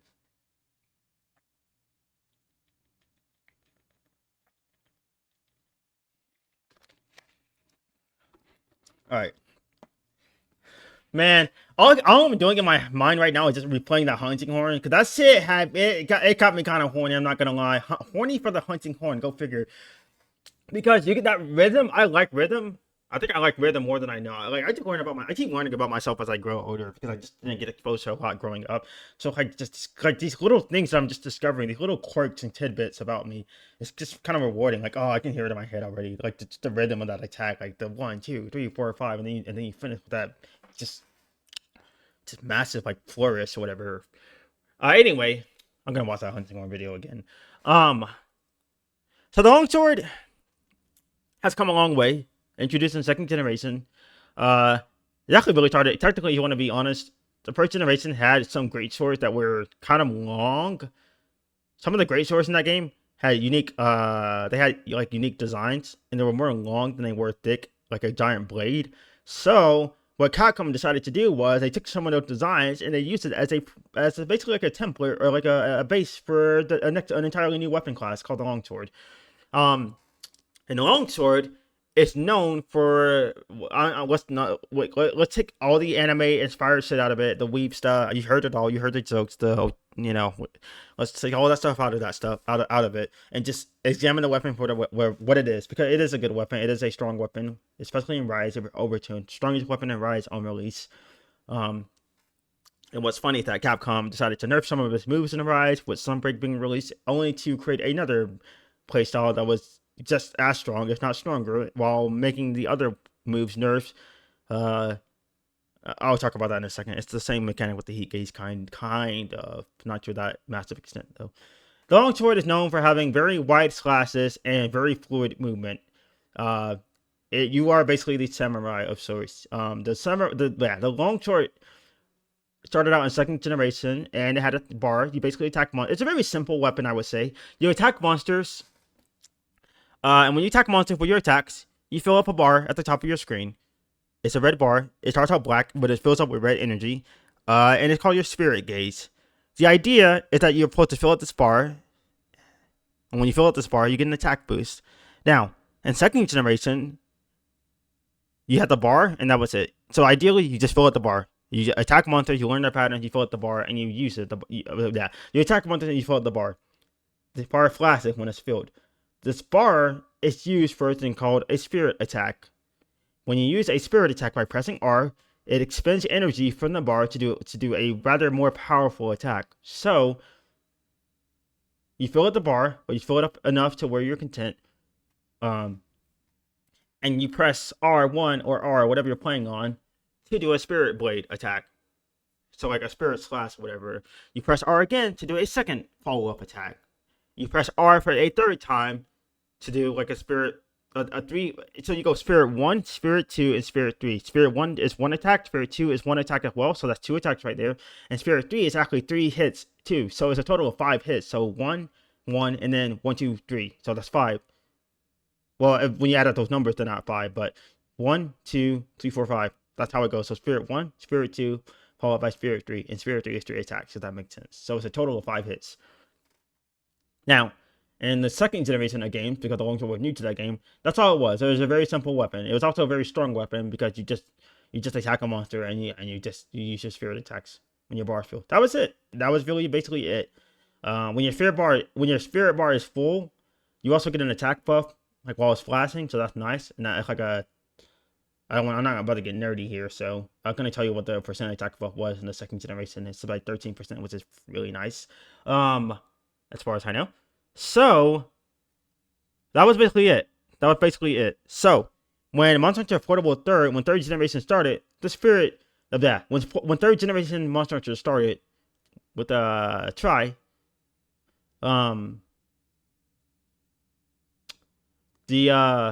and remember, it didn't have as many weapons in the game, probably due to the Wii's limitations and stuff. It already had the underwater combat. We're not going to talk about that either. That's a topic for an entire. I could spend hours talking about that. There's plenty of videos on YouTube.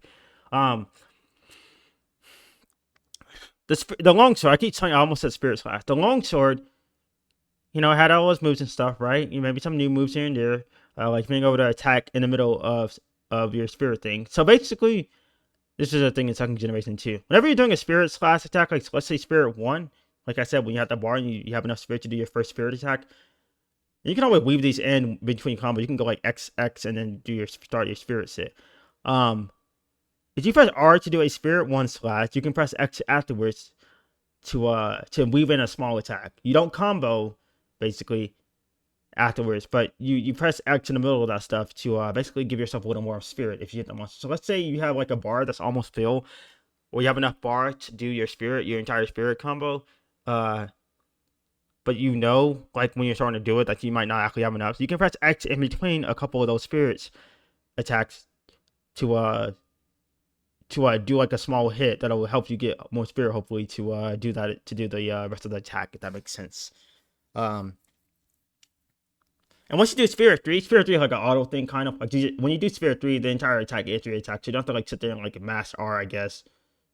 Or so I think. So I don't think. Anyway, when third generation came, the longsword got a very important thing called the Spirit Gauge. The Spirit Bar became the Spirit Gauge. I called it the bar because you didn't use it for anything else. It was just a bar that's used for your attacks. You expend the bar to deliver powerful spirit attacks. And the thing about spirit attacks is that they cannot be bounced off. They can't bounce off of monster parts, which is really good because bouncing off of a monster part, it decreases your sharpness faster. Man, those old games really had it bad. It was rough in those old games, not gonna lie. That was like a lot of things working against you. You bounce off of an attack, and it leaves you open to be hit by a monster attack, which is not good. So, spirit attacks ignore that, which is good, and they were really strong too. So, the Spirit Bar became the Spirit Gaze, and it more or less looked the same. You know? Now here's the thing. So the Spirit combo I just talked about, there is now a fourth slash attack, and it is called a Spirit Round Slash. So, when you are done with Spirit 3, and you press R one more time, and you have enough Spirit, you will perform a Round Slash attack, like just a big, massive, wide sweep. You will auto-seek your weapon at the end. There's nothing you can do. You will auto-seek it at the end. It's just literally part of the attack. Now, if you connect with any monster, I think they don't. I think they can be dead. Sometimes they can be dead. Sometimes they can't. I don't know. But whatever. If you connect with the monster with that attack, your bar, there will be an aura around your spirit bar. It'll be white. That signifies that you now have a 5% attack boost on everything. If I'm not mistaken, I think it's 5% attack boost on everything. Now, you're out of spirit, but you have a boost now. You know, you have that nice attack boost. Now, what are you gonna do? Logically, what do? You do it again, of course. So you fill your bar again. You do your round slash again, and this time your white bar becomes a yellow bar. I believe that is a 10% attack boost, but somebody correct me if I'm wrong. So what do you do after that? You just do it again, of course. Why the fuck not, man? So you fill out your bar again. So you go from yellow. 1 second. You go from yellow. Sorry, that's a spam call, most likely. You go from yellow to red after filling your bar and doing it again. So now you have like a 20% attack boost, if I'm not mistaken. It's about 20%. Somebody correct me on that if I'm wrong. And now you're at the max. You have 3 gauges: white, yellow, red. You get there by doing your spirit round slash, which is the fourth attack in your spirit thing. What else? So now basically, at some point, your gauge will start decreasing. Like not your spirit gauge bar, but that can decrease too. But your aura, so to speak, your spirit level, that will decrease over time. And you reset this by landing another round slash. And the round slash is strong anyway because it does good damage and it ups your level or resets your level as you're at max level already. So that's why it is important to manage your spirit very well. Then there's also nice little moves and little tricks and tech and tips that you can do. For example, if you do a fade slash, which is it's an evasive slash where you slash backwards with a weapon, and you press R right after it, you can do a cute little spirit move. So you like twirl and you hit the monster with your blade. And basically the point of that is that it is we call that fade slash into spirit shortcut. So basically, it is a shortcut because you bypass the first two you bypass Spirit 1 and Spirit 2, so it saves you Spirit. So you can go straight into Spirit 3 from that move. That is a nice move that everybody should know about. I don't know what that was 3rd generation, though. I think that was only, I think that was introduced in 4th generation. Maybe it was to go into Spirit after that. Because in 2nd generation, I know for a fact that you could not do anything after phase slash. You can even phase slash I think you could only phase slash backwards and to the right, if I'm mistaken. So that was it. What else? Different games like Portable 3rd and Try and 3 Ultimate, and 4U to a degree, they all experimented with how your spirit gauge depletes. For example, that's what used to be punishing in 4 Ultimate, I believe, and one of the other games. So like your spirit gauge would go down. If you let your spirit aura, like for example, let's say you have red. You know, you went from white to yellow to red until you get the max attack bonus. If your spirit gauge drops down like all the way and it's about to get off of red, red is about to deplete entirely, and if it does, you won't lose all your spirit levels. And I mean all of them. So you'll lose yellow and white, which means you don't just go down to yellow. You'll just go down to literally nothing. So you'll lose all of that attack boost. You're going to go from 20% attack or whatever to like nothing. And you have to go back up again. I'm not saying the longsword is not strong without its spirit, not like without the aura, but you need those auras. You have to be optimal. It's like the insect glaive that we talked about earlier. We're getting the extracts, you know? You want to start getting that spirit build up. You want to be on red for that, attack. That's where you want to ideally be as long as you can possibly, be. Some games make it easier to stay there with certain moves and stuff like Rise, Sakura Slash, all the counters it got, starting with World. Now, some games will also have it to where if you deplete red, you go down to yellow. You just go down one level, so you're stuck at yellow, and then that timer starts resetting out, and then you can just land the Spirit Round Slash to get back to red again. So it depends on the game. It depends on the game. So now let's go over the fundamentals really fast, or the additions something that you need to know. Monster Hunter World introduced a thing called the Spirit Helmbreaker and the introduced more than that. Spirit Helmbreaker, the two base moves, Spirit Helmbreaker, and Foresight Slash. And Helmbreaker and Foresight Slash. Okay, so Foresight Slash, I believe it requires you to have some spirit. I don't quite know this because I've been reading so much Monster Hunter stuff. I also been playing around with the Ice mod. I used to play around with that a little bit like a few months ago. Messing around with that. But anyway, Foresight Slash, it will deplete your entire spirit. So you have spirit, not spirit level, not like white, yellow, red, but I'm talking about the energy that you have in your bar. It will deplete all of that in exchange for a very, very, very lengthy invulnerability window. So you do like this backstep with your blade at the ready, and you lose all your spirit. So if you Foresight Slash an attack, it's basically a counter. You're supposed to evade into a move, and you can't just Foresight Slash on demand. You have to be chained into from some kind of move, because the idea is that you're supposed to be attacking a monster. You see an attack, and you're like, oh shit, let me just counter that or Foresight Slash it. That's why you can't just do it standing still idly, because that would just be weird, but there are ways around that. You can always just do like a small attack, like press a circle for a side poke or like a side thrust or whatever, and then just Foresight Slash, do something quick for that. Excuse me. The idea is that if you Foresight Slash and you successfully do it, you hear like this very unique sound effect, like kind of like the sing sound effect or whatever, and that means that it signifies that you did it. And after you do that, you press R1 or whatever button you're using for your spirit attacks to do. You can do a Spirit Round Slash instantly. Why is that good? Remember, because it puts you right into spirit. It upgrades your spirit level, so you go from nothing to white, or white to yellow, or yellow to white. And I believe, if not mistaken, if you get the counter, it refills your entire spirit gates too, I think. But I know for a fact that it gives you a spirit level increase. So I believe Capcom made these changes because they knew that it was kind of getting easy to build up spirit over the generations, just slowly, like power creep maybe. With all the moves and stuff you could do, the shortcut to spirit level 3, so you could get the level 4 easily, and all that stuff, the phase slash, all of that good stuff. Even the mounting attacks, jumping attacks, and verticality that 4th generation added. So I feel like maybe they saw that they wanted a way for longsword, and that's where longsword really took off. That's where longsword really started making it. Well, actually, it started making a name for itself back in Generations Ultimate, when it got that Valor style.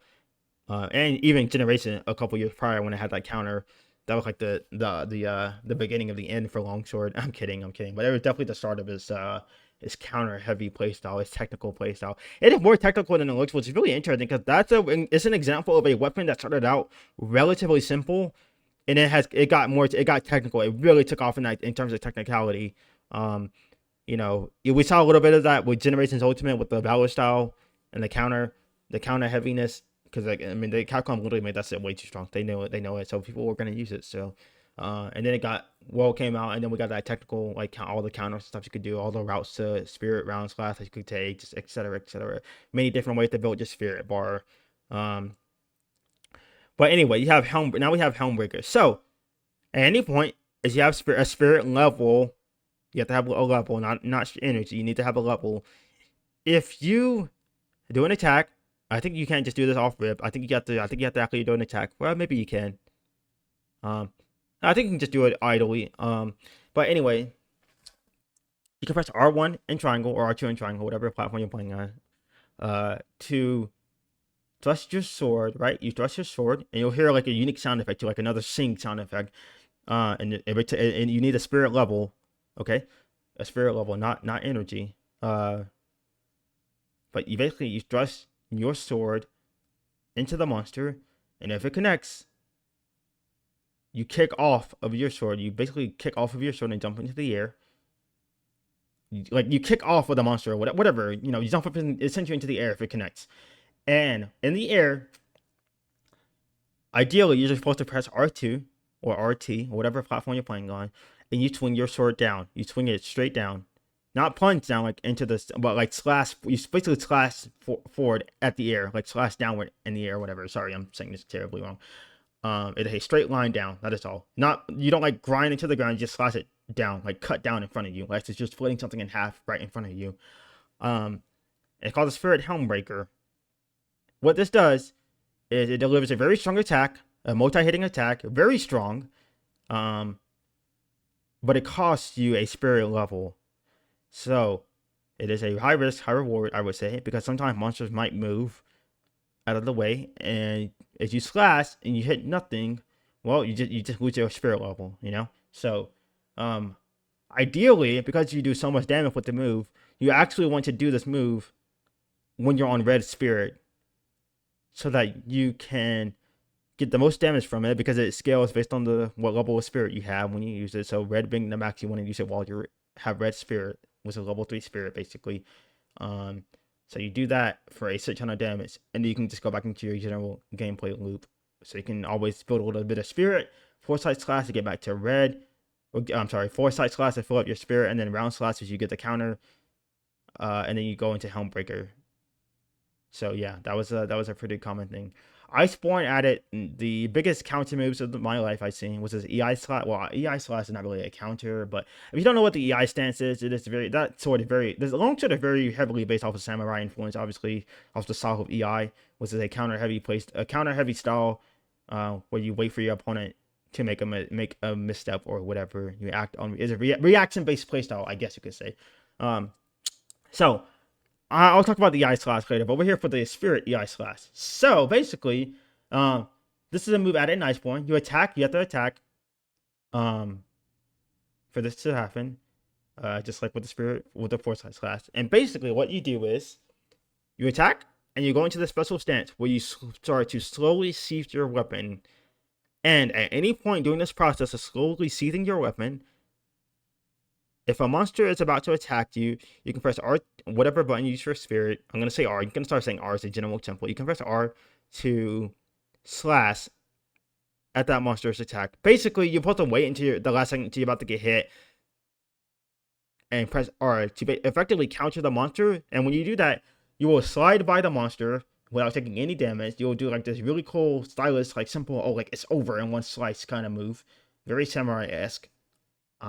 And doing so will not only do damage, it will also raise your spirit level. So that is where the birthplace of all those Monster Hunter videos online with people showing off their skill at World and their AMV, making their animated music video like it's 2012 YouTube with let the body hit the floor like it's like we're living those days again. That is where all that stuff comes from, where people are doing their EI slashes and stuff like that, and their spirit EI slashes. And if you don't hit anything with EI slash, I don't know if there's a penalty. Maybe you can lose the spirit level. I don't know what the penalty is. But I'm telling you all of that because you might see that in this video. So let's get to it.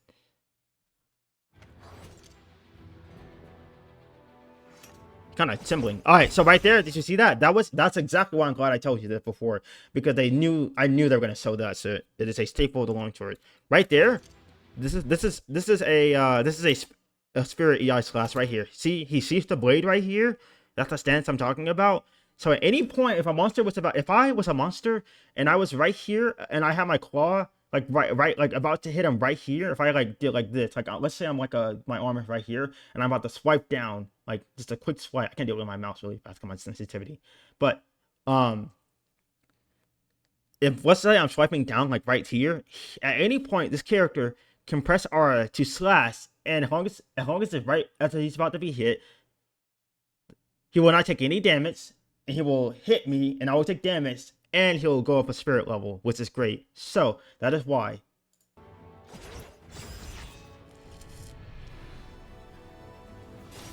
Weapon that excels at swift movement and combos. That's Spirit 3 right there, by the way. That's Spirit 3. This 2-hit right here. Not this. That's the poke. I don't know what that is. I think that's Phase Slash.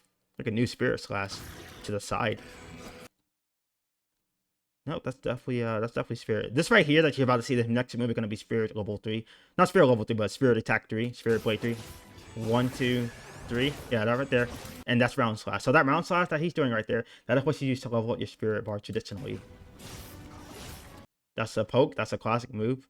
I think that's with a sharp eye and good timing, you can counter incoming attacks, which he's definitely about to do. See the monster standing up on its hind legs or whatever it's doing, and it's about to obviously attack. That right there. Oh, I paused that at a perfect frame. This is Foresight Slash. You see how he's glowing? Yeah, there's also a sound effect I just played. He's glowing. The sound effect played. You got a lot of audio. You got a lot of like notification that you did a Foresight Slash successfully. So now his sphere bar is full. We may not be able to see it, but his sphere bar is definitely full. And he's gonna go into a round slash from here, most likely. Yep, this is exactly what I mean. So he did the Foresight Slash, and then he did a round slash, because you can do that after your Foresight Slash. You drain all your spirit in exchange for getting a lengthy invulnerability. So it's a high risk, high reward move, because if you don't counter it, then you just literally drain all your spirit, which you need to do your spirit combos or whatever. So he did it successfully. And he went into the round slash, so now he went up a spirit level. And traditionally, you have the aura under your spirit bar or around your spirit bar, like white, yellow, blue, or white, yellow, red. Blue is a generation thing for a certain style. Some games, especially the more modern games, will actually have the aura show up on your blade now, so for like a bit more like prominence or notification, which is kind of cool, like nice design choice. Right there. Okay, it is here. So this is the new spirit gauge. Traditionally, it's been red. But I think maybe they changed it to the color that your aura is now, so you can tell. So that might be a nice change. But usually the aura is around like this sword right here, if you're around this bar. Like you know what I'm like. You see what I mean right here. Lightning turning attack will also raise the level of the spirit gates. He's gonna go into a round slash here. Look how his bar is right now. Okay. So that slash, I got it at the perfect frame again. So that slash right there that he did, his bar slowed up. Wait, they changed the color. Once the spirit gauge turns red, some of your attacks will be strengthened. Maybe they changed the launcher a bit now. Now maybe the spirit bar, did they get rid of spirit levels? So now you just have to raise the bar up to like enhance certain attacks? Because the idea was that you would just be buffing everything. These two bars right here are probably sinking down to indicate how much time before this thing runs out.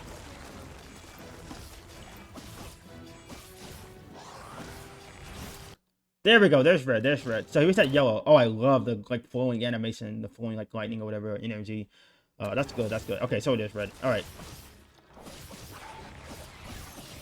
These are new moves that I'm seeing here, by the way. These are new moves.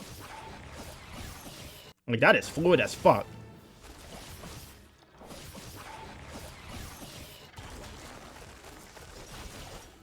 What the hell? Oh, okay. I see you, dude.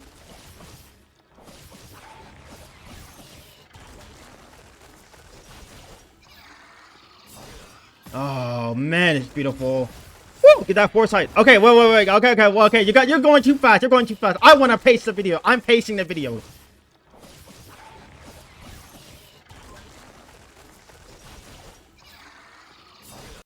That's a new move. Actually, that might be tempered.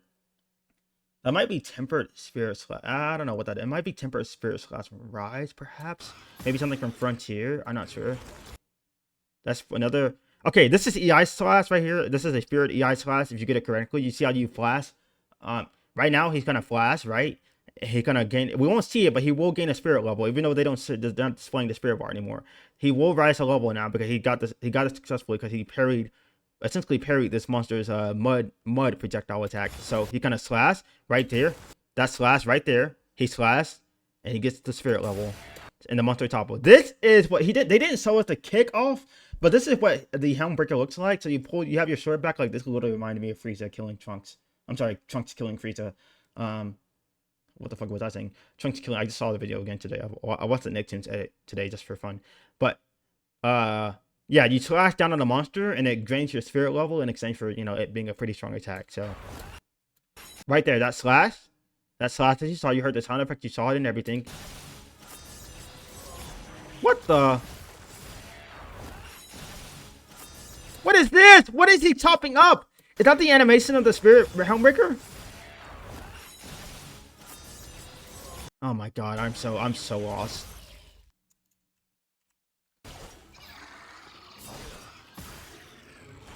So based on everything, this is beautiful. Based on everything I'm seeing right now, I believe that the focus mode, because we keep seeing it pop in videos, I'm beginning to think that the focus, like there are certain attacks that you can only use while a monster is in focus, or maybe there's certain attacks that activate if you're targeting a focus spot.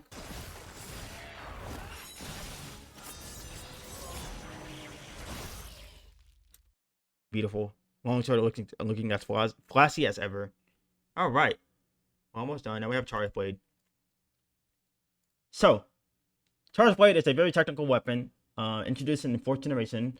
It was overpowered, like borderline overpowered and broken. It's funny because both of the weapons that were new to 4th generation, the Insect Glaive and the Charge Blade, were also turned out to be the most broken weapons in the game, period. Because every other weapon was kind of, they were definitely suitable, but those weapons were by far the most blatantly strong weapons in the game, if that makes sense. It just had access to so many things that you could play around with it, and you can be like, yeah, I see what people mean now. Like, I understand what this means now. So Charge Blade, basically, it's probably the most complex weapon in the game because you have 2 different modes. It's like a Swiss Army knife. It can do everything for you. I'm gonna put this in layman's term. You attack monsters while you're in Sword and Shield mode. So it literally already has Sword and Shield. So it just invalidates Sword and Shield. I'm kidding. You attack monsters while you're Sword and Shield.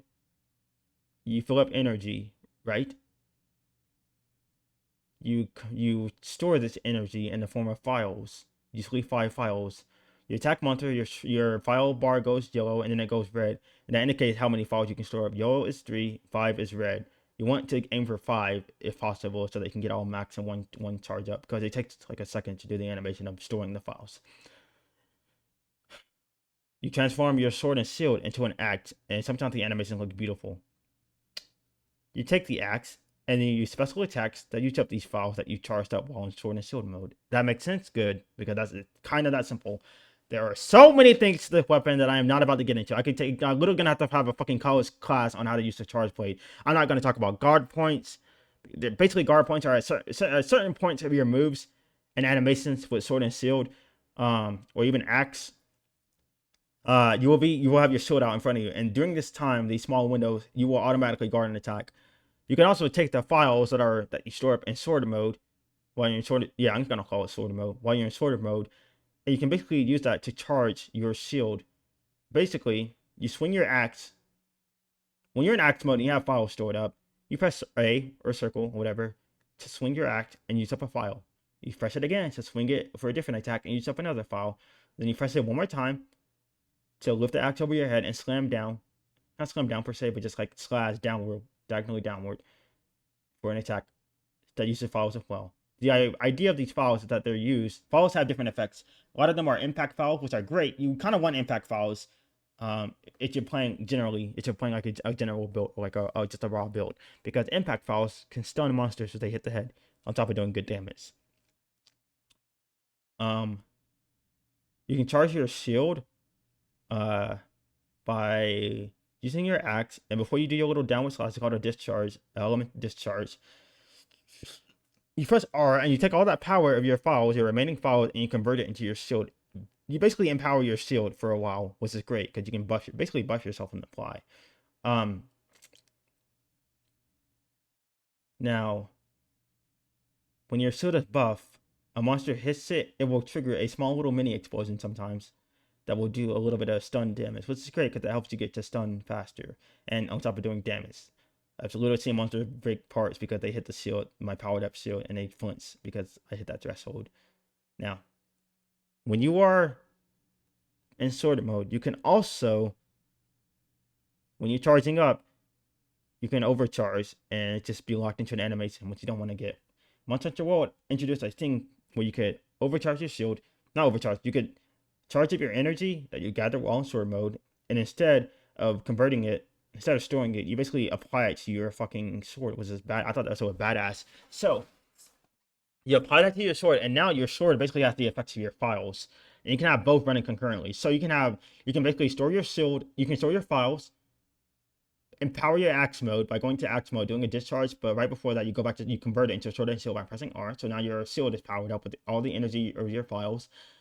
And then you can charge your files again by attacking the monster, and then you can do like you can still the storing animation, but instead you can press Y or a triangle or whatever, and instead after charging, you have to go into the animation and hold it for a second so that you charge, and then you press X to do like a downward slam, and that downward slam will charge your you can also evade out of it. It will charge your sword. So now your sword and your axe is literally your shield too, by the way, because they both convert. The sword and shield becomes an axe, and the axe becomes a sword and shield because you pull the blade out of the axe, but you also use the shield as the axe itself with the blade. So anyway, it is a Swiss Army knife, hence why it has a longer tutorial and longer demo than the other weapons.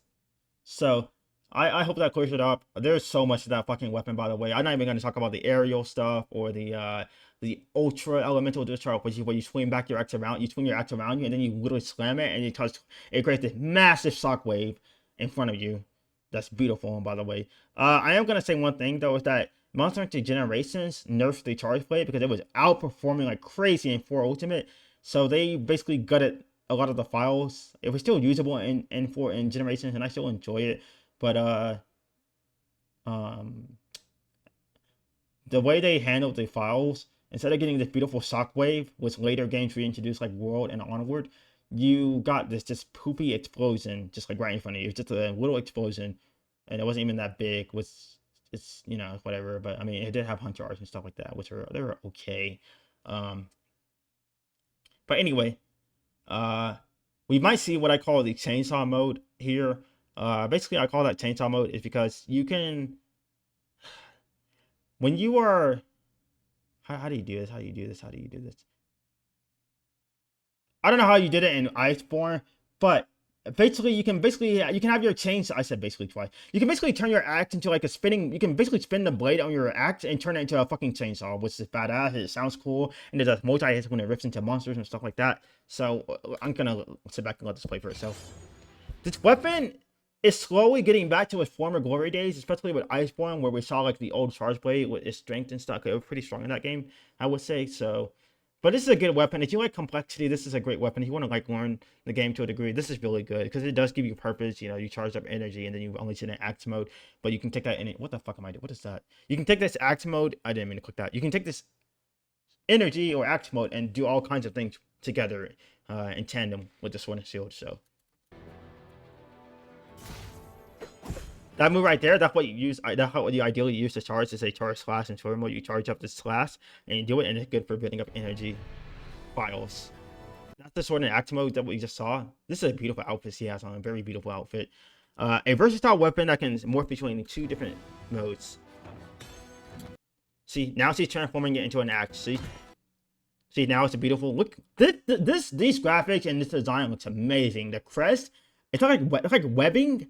Look like webbing on the axe or whatever. Like, oh my god, it's beautiful. It's beautiful. Sword mode allows you to maneuver yourself quickly and accurately. So yeah, you have like things like side steps and back hops and stuff like that. Well, maybe not back hop, but side steps for sure. You can also block. All right. Oh Christ, they really. Oh, so I know this looks confusing, but oh my god, let me break this down. Because remember, this is all new to me too, and I'm only going in here with all the knowledge I know before. This is your... Where's my mouse? Where the fuck is my mouse? This is your sword. Whoa. I gotta make sure I check something in OBS. I gotta make sure my... I hope... Hold on. Let me check something in OBS really fast. I got scared that OBS closed, and I was about to cry. Hang on 1 second. Let me make sure that the... properties. Capture cursor is on. Okay, thank Christ. No. Where's my page? No. Please. No. Please. Wait. OBS. Are we okay? Hold on. Hold on, hold on, hold on. This can't be the end of my video. No, no, no. Hold on. My screen might flicker for a second. Hang on. I'm so sorry. Hang on. Let me replay the video. Let me start at the beginning. Okay, there's audio, but I'm scared because I don't see anything in OBS. Hold on. Let me God, this cannot be it. This can't be it. We are way too far in this. Window capture. Chrome. Okay. All right, we're back. I think we're good. Let me play it in Chrome and then I'll type to OBS. Okay, it's playing. Okay, we're good. All right. Woo! That did scare me, man. I was terrified. All I wanted to do was make sure my mouth was being captured. So we'll watch it again. We'll watch it again.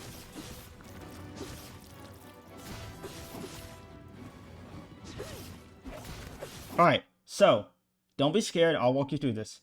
This is your sword. This is your shield. This is your axe.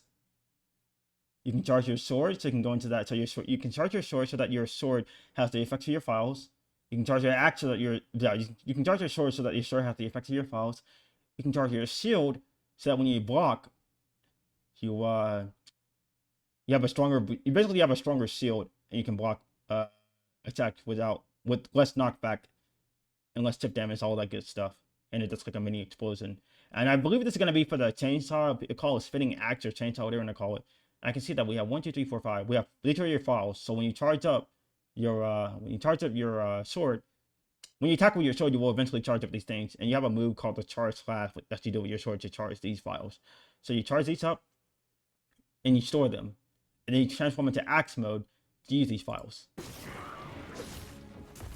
And the game says it right there: charge file while in sword mode to power up axe mode.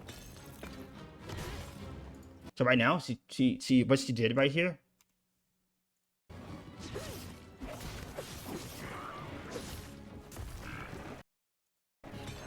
See, that's the charging animation. So if she was to hold this down instead of just demo purposes, but if she held this down and charged it a little bit, and then press X to it release, to it slam down, and it was power up her sword. That's how you power up your sword. But this is just basic, so we'll keep this at the basic. Sorry. So now she's gonna transform into axe mode by pressing R and X or R and triangle, whatever. That's a new move. That's definitely a new move. What she did right there was use up one of her files, which you can tell because you see the explosion on the monster. I'll go back as well. So she's gonna transform. You can't see it well on the axe, but I saw the flash. I saw the like small thing on the axe there. But if you look carefully, you can see like these little lines of electricity. Like I'm moving my mouse around them. Like one's right here, one's right here, one's right there. Like probably some over here. You're gonna see the explosion right there. That little explosion that you just saw, that was her using one of her files. Yeah, she stored up 3 files and she used one of them. So there's the spinning discharge too, which is like a double attack. It's a go-to. It's a nice move. So she has 1 file left in her axe mode right now. She's gonna back roll. Dish out massive damage with axe mode. That's what it's all about. So right now, oh my god, the flash. So right now she's doing what's called an amp discharge or amp element discharge. So you do that by pressing triangle and circle usually. As long as you can do it with 1 file. It only takes 1 file. But this is like it's a really good move. It's better than, you can combo into it as well. So give me 1 moment.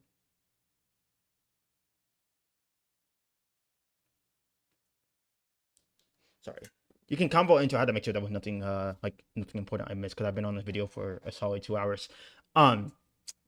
You can combo from this move, or you can go into it manually by just setting to you have a file in your gauge. So what it does is it does massive damage, and it triggers 3 mini explosions when you hit the monster. So it's excellent for stunning a monster. So usually, ideally, when you're starting out a hunt, you would just charge your files, go into act mode, do your first 2 file attack moves, and then this would be automatically triggered if you press circle a second time, or you can just press triangle and circle to do it again. So to do it idly, sorry. So she's gonna slash downward right now, and it's gonna cause 3 little file explosions on the monster, which is gonna most likely stun them. I'm gonna guess because it is a very early stun. It's really good for early stunning monsters. Oh, maybe they changed it. What the fuck? They changed it. That's a follow. Wait, she got a follow up to it. I didn't know that. She only had one. I don't know how much she had. She had to have more than one in the follow thing, because this counts. That's count as one. This is one right here, and then that follow up right there that she's doing, this beautiful follow up. I imagine it counts a follow. But yeah, the monster got stunned just now, so we'll go back one more time just so you can see. Also, please tell me the quality of the video is fine. Is it auto? I don't like auto. Please test it on 1080p, please. I don't know how it would be to have the quality at higher resolution when my TV doesn't support that and the video doesn't support that too. I mean, I could try.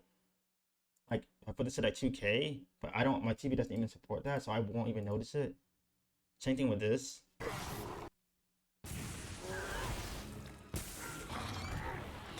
I mean, I hope that doesn't do anything. I'm scared to leave it at that. I'll just leave it here for now. It's fine. Charge file can power up different aspects of the weapon. Yep.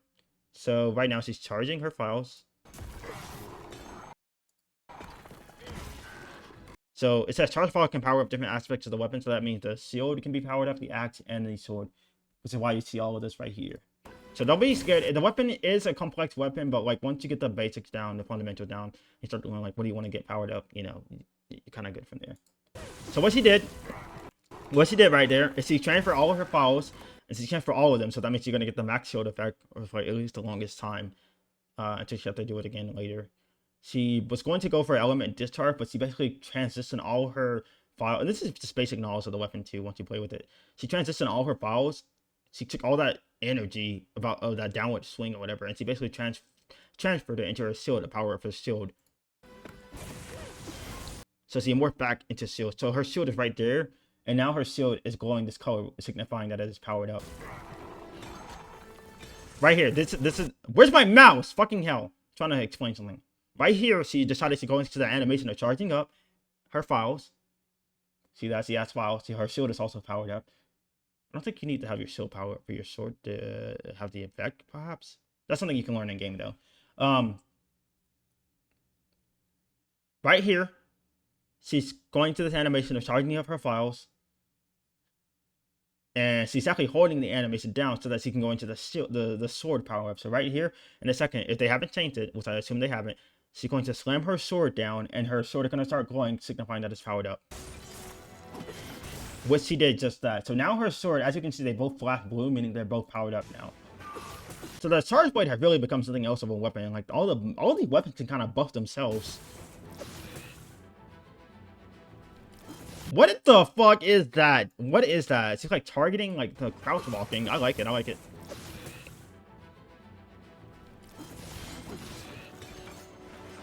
Ooh! All right, so guys, okay, everybody, that's the chainsaw mode I'm talking about with the spinning axe. This is what confirms to me that this focus mode, you can only do certain weapon attacks with the focus mode. That's what's being confirmed to me. So that's what it looks like. So they did bring back the chainsaw axe, which actually started out as a hunter art back in Generations Ultimate. It looked really badass, and then it actually got its own mode in Iceborne, kind of, and then it was also featured in Rise and Sunbreak. And now we see it here again with the focus mode. So basically, you can see here the axe is so fucking badass. The axe literally starts to transform and spin like a chainsaw. Multi-hitting, grinding into that body part, all of that good shit.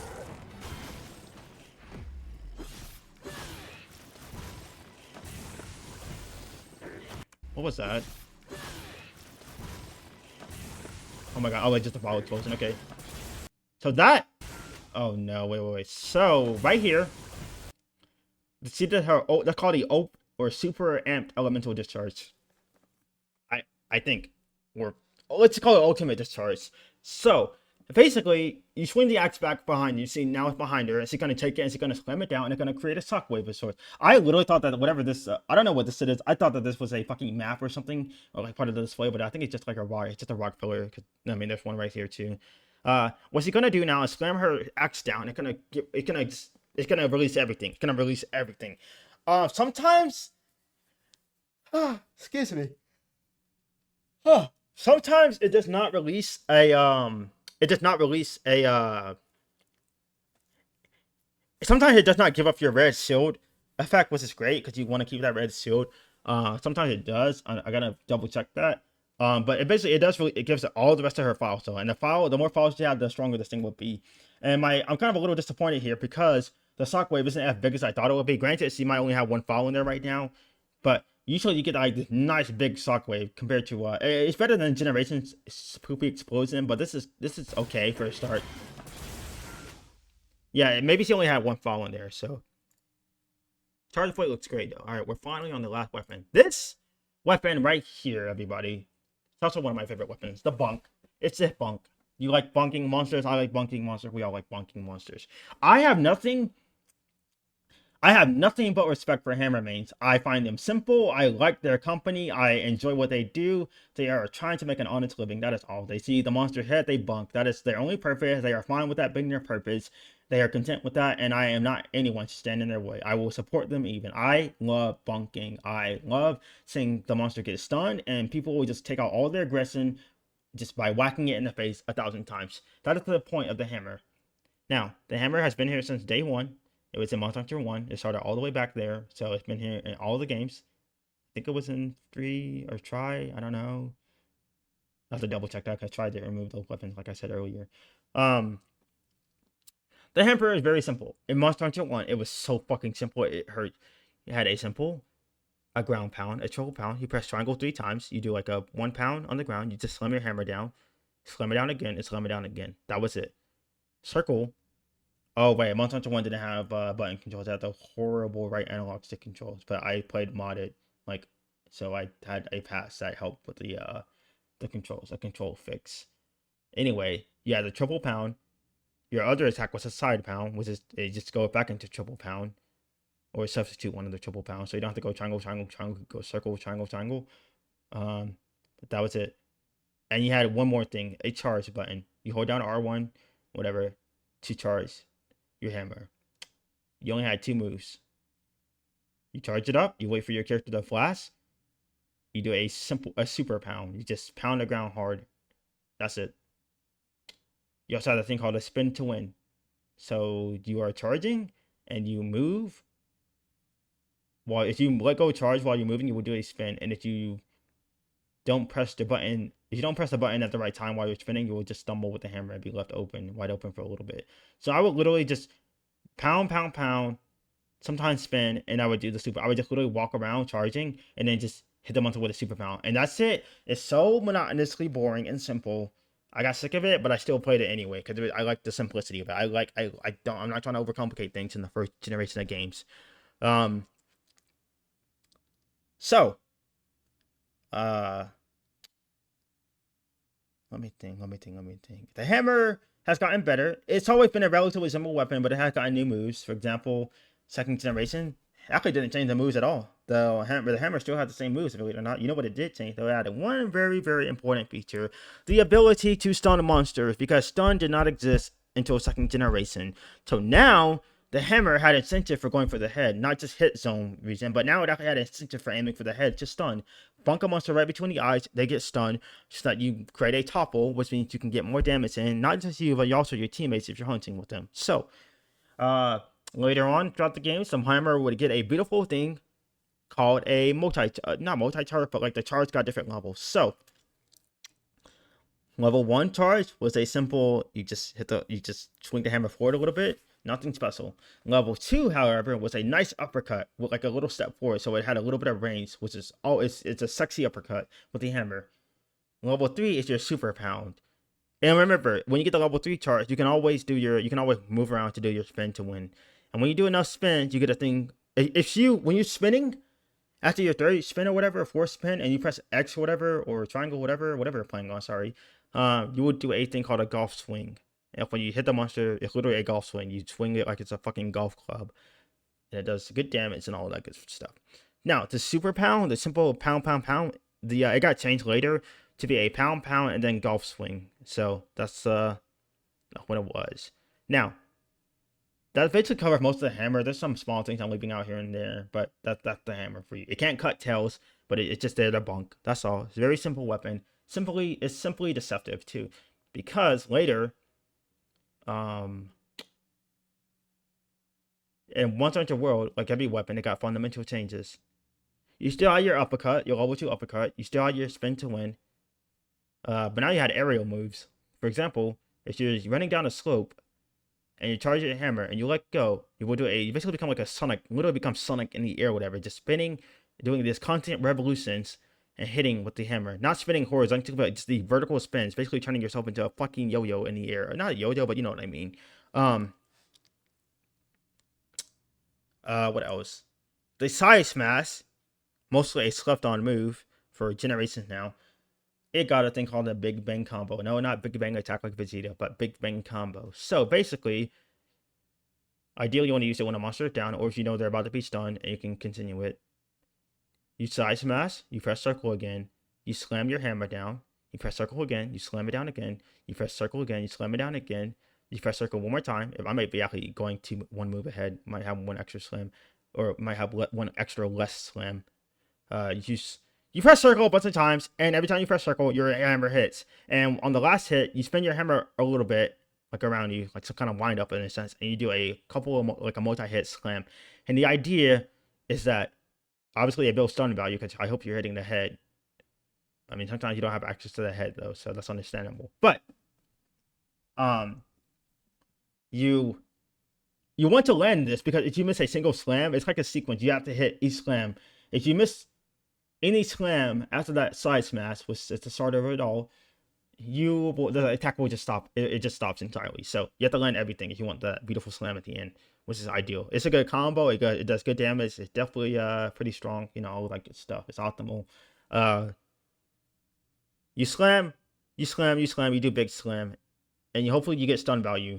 You will get stun value out of it. The reason why you want to do this move is because every subsequent slam that you do during that move does more damage. So by the time you get to that final wind up slam, you're doing a shit ton more damage than when you originally started. So that's called the Big Bang combo. Very important move. So Monster Hunter Rise added some Silkvine moves and stuff like that, but there were a lot of them were just moves taken from World. Some of them were cool. So basically, one more thing before I start. The hammer in Generations Ultimate got a thing called Valor Style, like most weapons. Every weapon had a Valor Style. It might have been an Adept, but Valor, whatever. But this basically changed your charged attacks to a new kind of charged attack. So, for example, that uppercut, it was still an uppercut, for as far as I know. It was just stronger, whatever it did. It changed your charge move. So now, instead of your super pound, while you're standing still, like you slam the hammer down when you get to a level 3 charge. Now, you do like a small little like wind up slam as your charge attack for your level 3 or whatever. If you're running while you're moving, instead of doing a spin to win, you step forward and do a thing called a step smash. So you step forward with so it gives it range, and then you slam down too. So they're both slams. So that's good because nobody likes to spin to win, because the spin to win kind of got irrelevant as time went on. You could just do uppercuts or super pounds or whatever move was ideal in whatever game you were playing. So that's what I'm saying. So in Monster Hunter World, if you were charging your hammer, you could press circle while charging your hammer to go into a power charge. And if I'm not mistaken, in power charge, it obviously gave you more damage.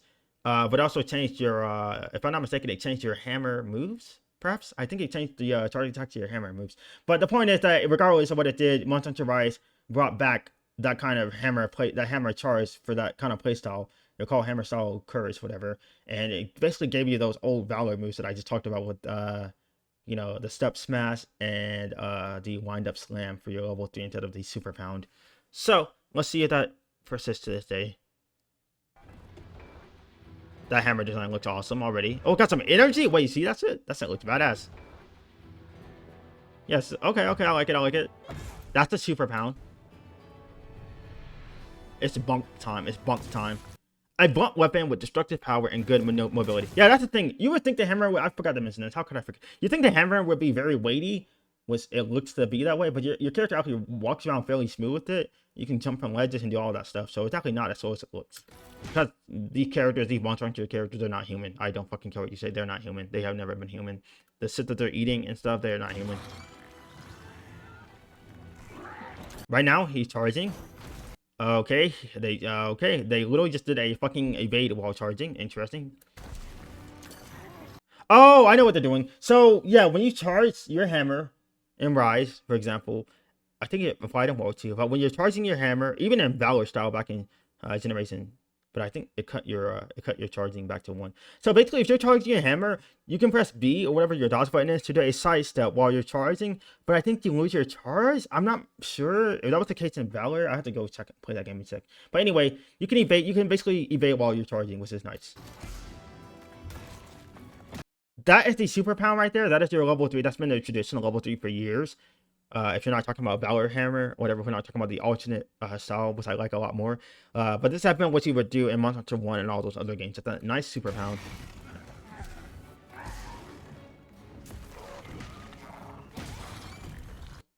I like the topple. I like the topple. You can even stun monsters by landing multiple hits on their head. Yep. That's the big bang combo, because notice how she's stepping. How she's not, well, not stepping, but she's like hitting the monster with the same shit over and over again. That's the big bang combo.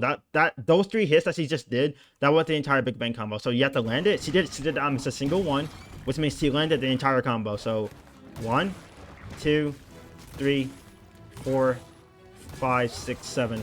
Yep, that's the big bang. You want to land all of those hits. What the? Okay, all right, I like it. The fucking okay, the chain attack. Okay, another upward slam. What if with the upward slam? Look at this shit. Nice. Wow! Wait! She's like chain charging. Okay, so Monster Hunter Rise actually did this, and I think Rise, yeah.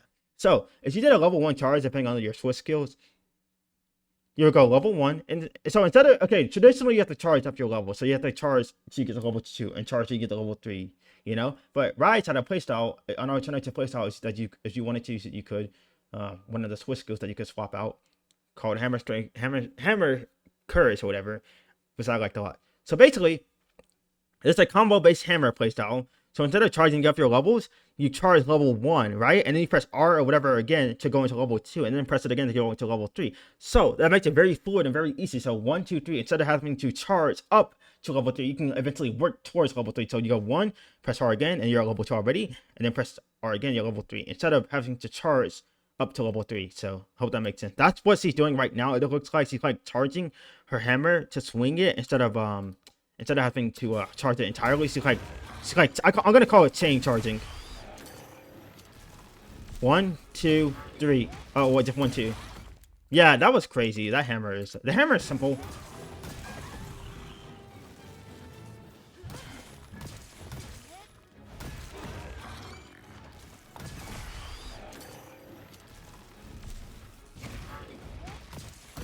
That's it, badass. Oh my god, it's badass. Oh my god. Okay, we reach the end of the playlist for now. What I'm going to do though is really fast. I'm gonna go back to hunting horn because I like the hunting horn video quite a lot. I'm gonna watch it again because I need to see that fucking sonic boom.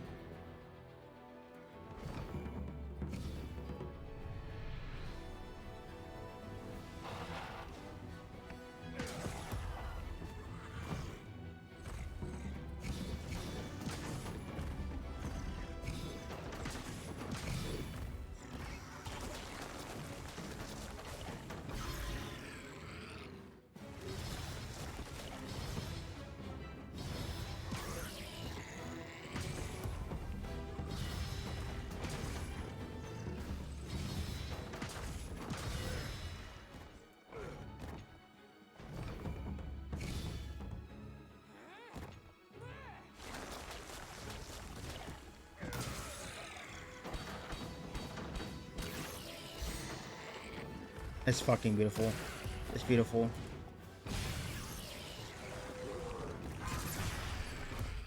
Yeah, I'm ready. Give it to me now. I'm ready. Everything looks so beautiful. I know we got that new game hype, obviously, and you know, honeymoon glasses will come off after a while, but you know, gotta get excited, gotta build hype. Oh, it's a focus attack too, I just noticed.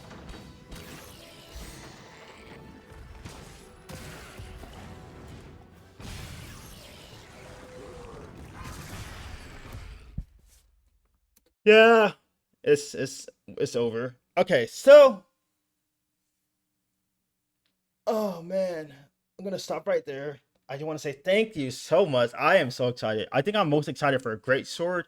Um, Hunting Horn, believe it or not, I hope that shit is not fucking ranking 14. Hunting Horn got a massive overhaul in Rise where it got oversimplified. So basically, in Monster Hunter Rise, Hunting Horn is strong because you don't need to. It's actually too simple for players because you actually don't need to perform your songs anymore. You can if you want to, if you want to swap out one of your styles, one of your skills, but by default, Rise Hunting Horn had basically the songs will like auto trigger. Also, you don't have to mix and match songs anymore like you did in the old games and prior, even World. You don't have to mix and match songs. Well, I think you did actually. You know what I mean? Mix and match notes. Sorry. Um, you auto line up every note is kind of simplified. You auto line up two blue notes for one song. You line up two red notes for one song. You line up two green notes for another song. That kind of stuff. So, um, yeah, I'm happy for this hunting horn. Even though they did do like a poll at the end of Sunbreak last year where they calculated a lot of stuff and tallied up a lot of stuff and like did like a weapons ranking video and stuff like that. Honestly, I'm kind of disappointed though in Monster Hunter's 20th anniversary. I just expected more. We didn't get like a new game or anything. We knew WoW was coming, you know, uh but like I was hoping for like a port of an old game or just something. I'm glad we got something. We got stories out, on most platforms now. So now you don't have to just have stories one. You can have stories two. I'm sorry. You don't have to have stories two. You can just have stories one now. And I'm glad to see it making its way. I can't believe I'm saying this, but like I actually have grown, and I want more Monster Hunter on more platforms. I want more people to get this game. I want more sales, so that we can keep this going, or Capcom can keep stuff going with our money. But yeah, I think I'm most excited for Great Sword, Hunting Horn, uh, Heavy Bowgun looks good. And also, in case you don't know, you can actually swap weapons out on the hunt mid hunt. I guess like you have like a companion or whatever that you can swap weapons. So that's gonna be interesting how that shakes up. Like because World really took it all to the park when they allowed you to go and change weapons mid hunt, which I thought was a nice. At first I hated all the modern changes they were making, but I eventually just grew to like them and accept them. So you can do that with Rise as well. So a lot of features carried over there. Um, so I'm most excited for Great Sword, Hunting Horn. Long Sword looked pretty cool. We haven't been seeing like wait till you see fucking dual blades or sword and shield, that kind of stuff. We still got like 6 more weapons to go, like almost as many as we did today. But um, we'll see how that goes. I'm happy. I'm excited now that I actually seen some gameplay because when I first saw the trailers, like whenever the first trailer came out, I was not excited. I was nowhere near excited. I really could care less. Um, but now that I've seen some more footage, and it's not even ideal. We don't even know what skills are going to be in the game. Obviously, we'll have like things like critical eye and attack up, but we might have skills related to the focus attack because some of these moves feel like they can only be done while you're doing a focus attack, while the monster's in that focus state, whatever that shit is. They actually put out videos on the basic features of the game, which I'll probably do a reaction to as well. So just be on the lookout for that. Um, like the basic features and a video about the focus mode and explaining how that works. So they're trying to shake up the hunt. They tried experimental stuff with the Silk Vine. We tried like a more grounded game world. So we'll have to see what we got in store with this. It looks like we have to focus attacks, but there might be more for this as well. So I'm very happy. I can't wait. It makes me want to go back and play through one of these games with Hunting Horn. One of these games. I'll have to pick one.